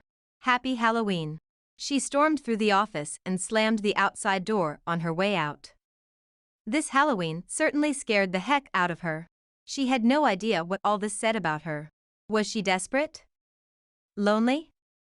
Had lousy taste in men? Was she a sucker? Should she have seen this coming? Troy paced in front of her truck. Ronnie marched up to him and punched him in the shoulder, hard. You're a jerk. She hit him again. The biggest jerk. Troy rubbed his arm and shook his head. No one messes with you, Ronnie, not even my best friend. His words were calm in a way that ticked her off even more. What do you even care? You're hardly home and you don't even know me. We spend as much time together as distant cousins. He lifted his arm as if she'd hit him again. Her words had. She'd thrown her best right hook with that comment. What made her stomach hollow was that she meant it. She wasn't close to her brother, and as much as she liked to blame him for leaving, she could have come after him once in a while, sent a text, anything. You're my sister. He shrugged. I'm not letting anyone hurt you. Ronnie muttered a shock word. Even if she should have made more of an effort, that didn't give him the right to dictate whom she dated. When, or how often? He wasn't messing with me. She shoved him this time, though her effort was only half what she'd put into the punch. You're stomping all over my happy. He wrinkled his nose. Stop it, she commanded him. You don't get to be my big brother when you feel like it. She tore open her car door, ready to leave the two idiots to work out their business and friendship on their own. Wait. She rolled her eyes and put one foot in the car to let Troy know she wasn't going to stick around for long. What? You guys are really dating? She exaggerated her nod. When I saw, he wrinkled his nose again. I thought he was taking advantage of the crush you've had on him for forever. Ronnie's blood ran cold. You knew about that? Please. You went into puppy dog mode every time he came over. We couldn't shake you. Mom even knows. Well, he wasn't taking advantage of me. At least, I didn't think so. Her mind went back to their dates, so carefully planned by Grady, and the nights they'd stayed in together. None of the time together had been fake, like he was using her. He'd been really interested. Either that or he was an A-list actor. But if he didn't tell you about us, then maybe he wasn't the good guy I thought he was. She shut the door, turned the car on, and headed back to Snow Valley. To think she'd thought of leaving her hometown for that guy. What a mistake that would have been. Chapter 23. Grady gathered himself together. He needed to go after Ronnie and explain everything. He needed to tell her he loved her. He needed to stop her from running away from him. He needed to break this cycle where he messed up. He had to do this right. Troy met him at the door. She left. I know. I'm going after her. What is going on? Grady dropped his chin to his chest. We've been dating since the cattle auction. As much as we can with all the time I have to put into this place. So you're dropping out of the business? Troy kicked a chair. It takes 2 people to run this place. No, it should take 3, maybe even 4. But we've been killing ourselves to keep costs down. Grady half sat on his desk. We can't keep doing this, Troy. I want to, his shoulders slumped. I want to get married, have kids, be a dad. Not the kind of dad who doesn't show up to T-ball.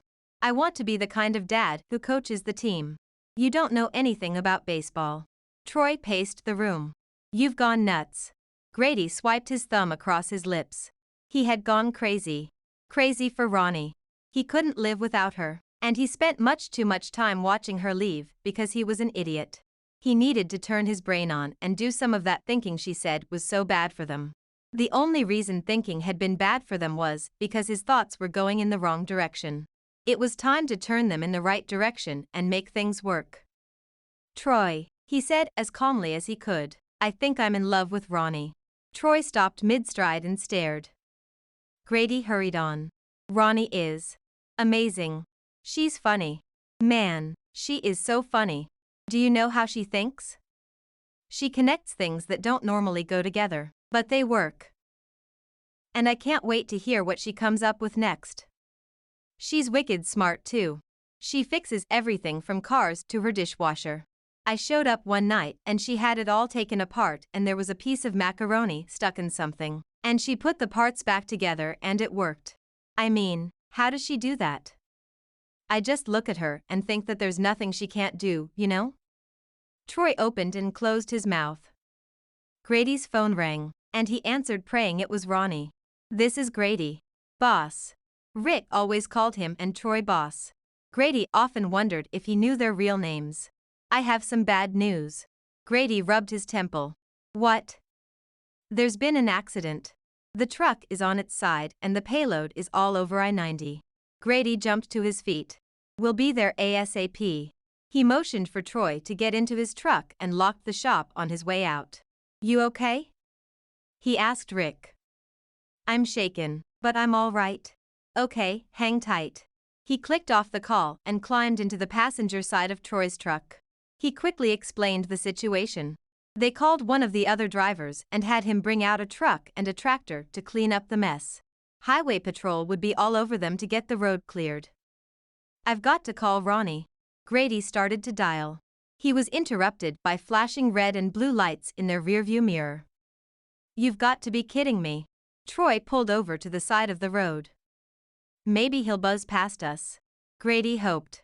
The officer pulled over behind them, and they waited for him to approach the driver's side window. Grady's fingers itched to dial the numbers. The farther Ronnie got, the harder it would be to make things right between them. He didn't have any luck tonight. First Ronnie and now this.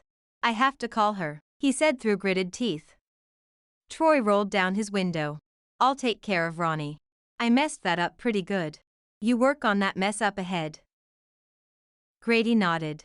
He dialed the driver of the second truck to find out his ETA while Troy explained to the officer that they owned the truck in the wreck up ahead and were in a hurry to get there. Grady hated being stuck here while Ronnie was driving the other direction. Things in his life needed to change. There was no way he could be the man she deserved tonight. He couldn't leave a truck laying across the highway, and he couldn't leave his employee to deal with it on his own. And yet, his whole being cried out for him to walk away, just walk away and find Ronnie. But he couldn't.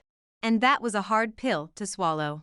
He hated failing, but he hated failing her most of all, and that's all he'd done tonight. If she ever spoke to him again, he'd make things right. He promised himself he'd find a way to make it all right. Chapter 24. Ronnie could judge the passing of time by the number of empty cookie dough tubs in her trash can. 3 weeks had passed, and so had 1 mint chocolate chip, 1 white chocolate lemon, and 1 peanut butter fudge. Trent Snow won the city council election. He was thrilled. Dad? Not so much. Trent ran on a big business platform. He wanted to bring in a large company to provide jobs. Ronnie got his message. It would be great if the next generation didn't have to leave Snow Valley to find work. But she didn't want to see the grazing land, the wheat fields, the hay fields, and the open spaces chewed up by small houses and developments. The first snowfall of the season hit hard. They were officially into coats and mittens weather. No matter how many layers she put on, Ronnie never could get warm enough. Not knowing if Grady's arms would never wrap around her again. She'd used a lot of shop words because of his absence. She might have to talk to Pastor John. Thanksgiving morning, she dragged herself over to her parents' house to help with food preparation. Her mom was a champ, making a big turkey dinner for the 5 of them. Dad and Troy would stuff themselves into a turkey coma. They'd all watch some football, and Ronnie would leave with 3 weeks' worth of turkey for her freezer. It sounded great. And awful. Ronnie hadn't spoken to her brother since Halloween. He'd called her at least once a day, and she'd sent the calls to voicemail. He'd text that he needed to talk to her, but she was too hurt and angry to reply. She figured she'd answer when she no longer wanted to punch his arm.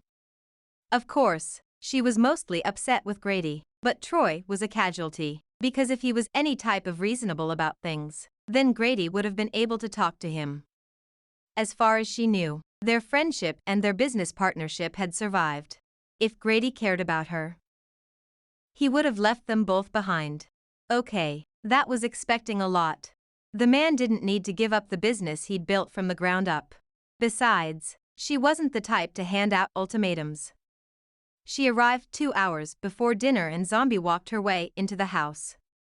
Hi, hon. Mom waved from the sink where she was washing celery. She took one look at Ronnie and turned off the water. Ronnie didn't even notice she was being hugged until the water on Mom's hands soaked into the back of her shirt. Hi, Mom, she said quietly. Still not over that boy? Ronnie had driven straight home to tell on her brother. No, not really. But she'd fallen into her mom's comfort and home cooking and told the whole story, minus the spicier kisses. When she explained about Troy being a giant, pig-headed jerk, Mom shook her head and threatened to beat some sense into her son. Ronnie talked her off the edge of her anger. Troy wasn't the problem. Not really. If Grady wanted to be with her, he would have followed her home and made sure she knew where his heart lay. How do you get over someone? She asked. You can't. Really, not if you love him. I must love him. Then, the gray cloud that followed her around twisted to release an extra dose of heartache. But that doesn't make me feel any better. Of course not. Time will help. Mom rubbed her arms.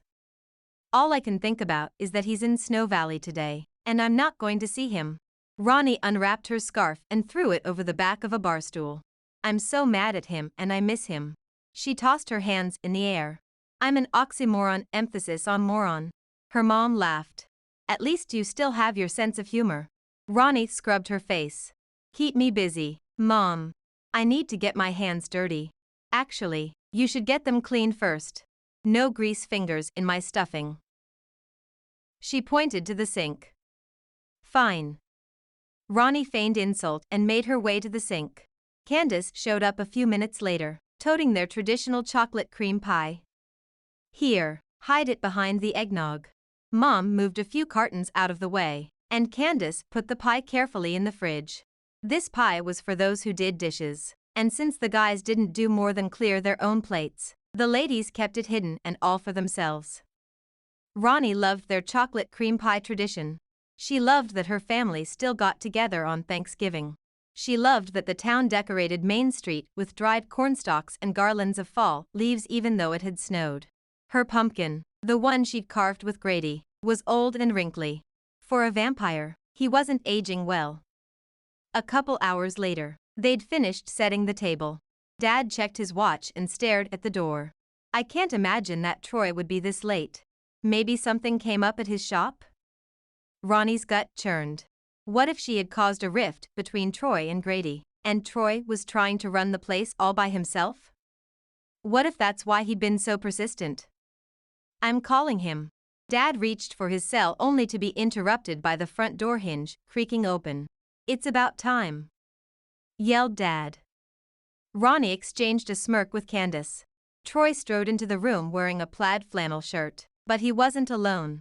Right behind him was Grady, wearing a brown button-up shirt, his best pair of jeans, and a worried expression. "I brought a friend," Troy said like the obvious idiot he was. Ronnie clenched her hands into fists under the table. She hadn't hit him hard enough last time. If she had, he'd have a bruise to remind him not to bring her ex-boyfriend over for Thanksgiving dinner. Maybe she should have sent him a text with ex-boyfriend rules listed out. Then he wouldn't be standing there with this innocent look on his face after bringing the one person to their table who could ruin Thanksgiving. The whole room stared. Mom twisted the dishcloth in her hands as if she could wring Grady's neck. Candace hummed low and menacing. Dad, who had no idea what had transpired between Ronnie and Grady, grinned and got to his feet. "Come on in." He pumped Grady's hand as if he were running for city council. "It's good to have you. Happy Thanksgiving." "Thank you, sir." Grady's gaze cut to her, and Ronnie turned away. Now that he was here, she was mostly angry with him. If he left, she was sure she'd miss him again. Moron. "Teresa, grab another plate. Troy, get that chair out of the front room." Dad was all smiles and totally impenetrable by the glares from the female side of the family. "This is extra special having you here, Grady. We sure appreciate you and all you've done for Troy." "Guess he's staying," Candace whispered. "Can I die of mortification? Is that a real thing?" Ronnie stood as Troy came back with the living room chair. They shifted chairs and plates and made a general commotion in the process, one that ended with Grady sitting next to Ronnie. She wasn't even sure how that happened. One minute she was between Mom and Candace, and the next his leg brushed against hers and sent waves of heat through her dumb stomach. Dad picked up his glass of eggnog to begin another of the Thanksgiving traditions. Ronnie took hers, the cool glass doing absolutely nothing to calm her nerves or settle her anger. "I'm thankful for my family and for the shop that's provided for us for over 35 years. Dad lifted his glass and everyone took a sip. Mom went next. "I'm thankful for my family, first off and forever. You are the biggest blessing in our lives." Troy went next. "I'm thankful that my sisters are so forgiving. That they love me even when I'm a jerk." He winked across the table at Ronnie. She glared back. Dad cleared his throat. They all took a sip and then Grady lifted his glass. "I wasn't planning on this, thanks, Troy, for dropping me in the middle of your family holiday." Troy lifted his empty hand and feigned innocence. "Jerk," Candace whispered, just loud enough for Ronnie to hear. Ronnie nodded her head slowly to show that she'd heard. Troy was really pushing her buttons today. He should have known that once a guy reaches screensaver level, you can't go back to just friends. "I guess I'm just going to go for it." Grady blew out a quick breath and reached for Ronnie's hand.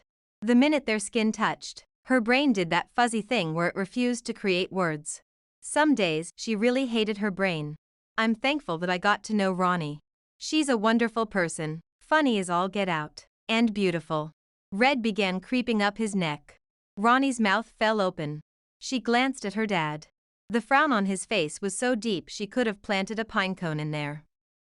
But Grady wasn't done. Oh, no. He plowed ahead like it was spring and he was planting crops. "I'm grateful to you, Mr. and Mrs. Martin, for raising such a wonderful daughter, and I'm hoping Ronnie really is as forgiving as Troy claims and will forgive me for being a colossal doofus." Ronnie's heart started racing, and she had to set her glass down so she didn't drop it. Dad rose halfway out of his chair. "What do you mean, you've gotten to know her?" "Sit down, Brian." Mom swatted him with her napkin. "They've been dating since the cattle auction." Dad forced himself back into the chair, the look on his face saying it was painful. "And you're okay with this?" "I'm fine with it," replied Mom. "But it's not up to me if they keep dating. That's up to Ronnie." Mom turned curious eyes on her. Ronnie stared back, unable to form a response. Grady had just outed them at Thanksgiving dinner. She turned to Troy. He was lounging in his chair, sipping his eggnog like everything in life was hunky-dory. He was the doofus. Candace nudged Ronnie in the back. "Say something," she hissed. Ronnie took a deep breath. That was really sweet, and brave, totally brave, but, I'm already in a relationship. Are you kidding me? Troy snapped. He pointed at Grady. All he's done is mope around the shop for weeks and work his eyes darted to Mom. But off so he could have enough time to chase after you today. Do you know what we had to do to both get today off? Ronnie stared at him. And yet no text. I texted you every day. Troy slammed his cup down. Yeah, like she was waiting on a text from her brother. Candace folded her arms and glared at Troy. I was trying to apologize. He glared at all of them. I overreacted, and I promised Grady I'd fix it. He dropped his chin. Ronnie, I just want you to be safe and happy. Ronnie squeezed her eyes shut. Staying mad was so hard when people said nice things. Grady's grip on her hand tightened, and he jumped to his feet as though he couldn't wait one more second. If you'll excuse us? He pulled out Ronnie's chair and dragged her to the kitchen, where they could barely hear Candace and Troy snapping at one another and Dad grumbling that someone had better explain what was going on. In one swift move, Grady spun her around so her back was against the cabinets. With his hands resting on the countertop on either side of her, she was trapped exactly where she wanted to be. Who is this guy? He demanded. His sharp blue eyes missed nothing as they dove into her gaze. She sighed heavily and reached for her phone in her back pocket. With a touch of the button, she pulled up her new screensaver and flipped the phone around to show him the aged vampire pumpkin image. Alfred is aging rapidly, so I don't think he'll be around much longer. Maybe after he EXP? Grady cut her off with a hot kiss that sent sparks through her mouth and chest and stomach and all the way to her toes. She dug her fingers into his hair and held on because she was melting faster than her poor pumpkin in the cold weather. I've missed you, Grady breathed. That happens when I go away. Stop doing that. I'll try not to make a habit out of it. I'd appreciate that. He kissed her again and then pulled her into his chest and just held her close. Ronnie sighed into him. Is there anything else you want to tell me? Or Troy? Do you need to write a confessional letter to Santa? He chuckled. No. Well, yes. That's commitment right there. He pulled back, tucking her hair over her shoulder and then burying his fingers into her tresses. I live an hour away and don't know how I'm ever going to be able to live in Snow Valley. Her eyelids fluttered in pleasure as his fingers kneaded the back of her neck. I figured that one out. Oh. Yeah. Okay. Then you should know I work way too much. I'm exhausted almost all the time and I eat junk. Got that too. Troy and I have talked about bringing in another partner, someone to lighten both our loads. See? That's news I could use. Also, she had no idea he could work magic like that on her neck. If she wasn't already in love with him, she would be by the time he worked out the permanents in her neck. Thank you for listening to her older brother's best friend's forbidden kiss. A Snow Valley Romance by Lucy McConnell.